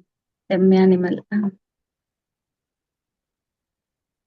Hello ma'am, is it okay to do vaginal scan instead of pap smear? No. Pap smearൽ കാണുന്ന സാധനങ്ങളല്ല നമ്മൾ വജൈനൽ സ്കാനിൽ കാണുന്നത്. വജൈനൽ സ്കാൻ ഒരു ultrasound scan ആണ്. അതിൽ നമ്മൾ വജൈനൽ സ്കാൻ പ്രോബ് വഴി നമ്മൾ യൂട്രസും അതിനടുത്തുള്ള ഓർഗൻസും ആണ് നമ്മൾ കാണുന്നത്. യൂട്രസ് കാണും, നമ്മൾ യൂട്രസിനകത്ത് ലൈനിങ് തിക്നസ് കാണും, ഫൈബ്രോയിഡ്സ് അങ്ങനെ എന്തെങ്കിലും യൂട്രൽ മസ്കുലേച്ചർ ഉണ്ടോ നോക്കും, നമ്മൾ ഓവറിൽ എന്തെങ്കിലും മാസ് ഉണ്ടോന്ന് അറിയാം, അടുത്തുള്ള ഓർഗൻസ് കാണുന്നത്. പക്ഷെ പാപ് സ്മിയർ എടുക്കുമ്പോൾ നമ്മൾ സെർവിക്സിന്റെ അവിടത്തുള്ള സെൽസിനെയാണ് നമ്മൾ മൈക്രോസ്കോപ്പിക് എക്സാമിനേഷൻ ആണ്. That is not ultrasound. നമുക്ക് സ്കാൻ ചെയ്യുമ്പോൾ കാണുന്ന കാര്യങ്ങളല്ല നമ്മൾ പാപ് സ്മിയറിൽ കിട്ടുന്നത്.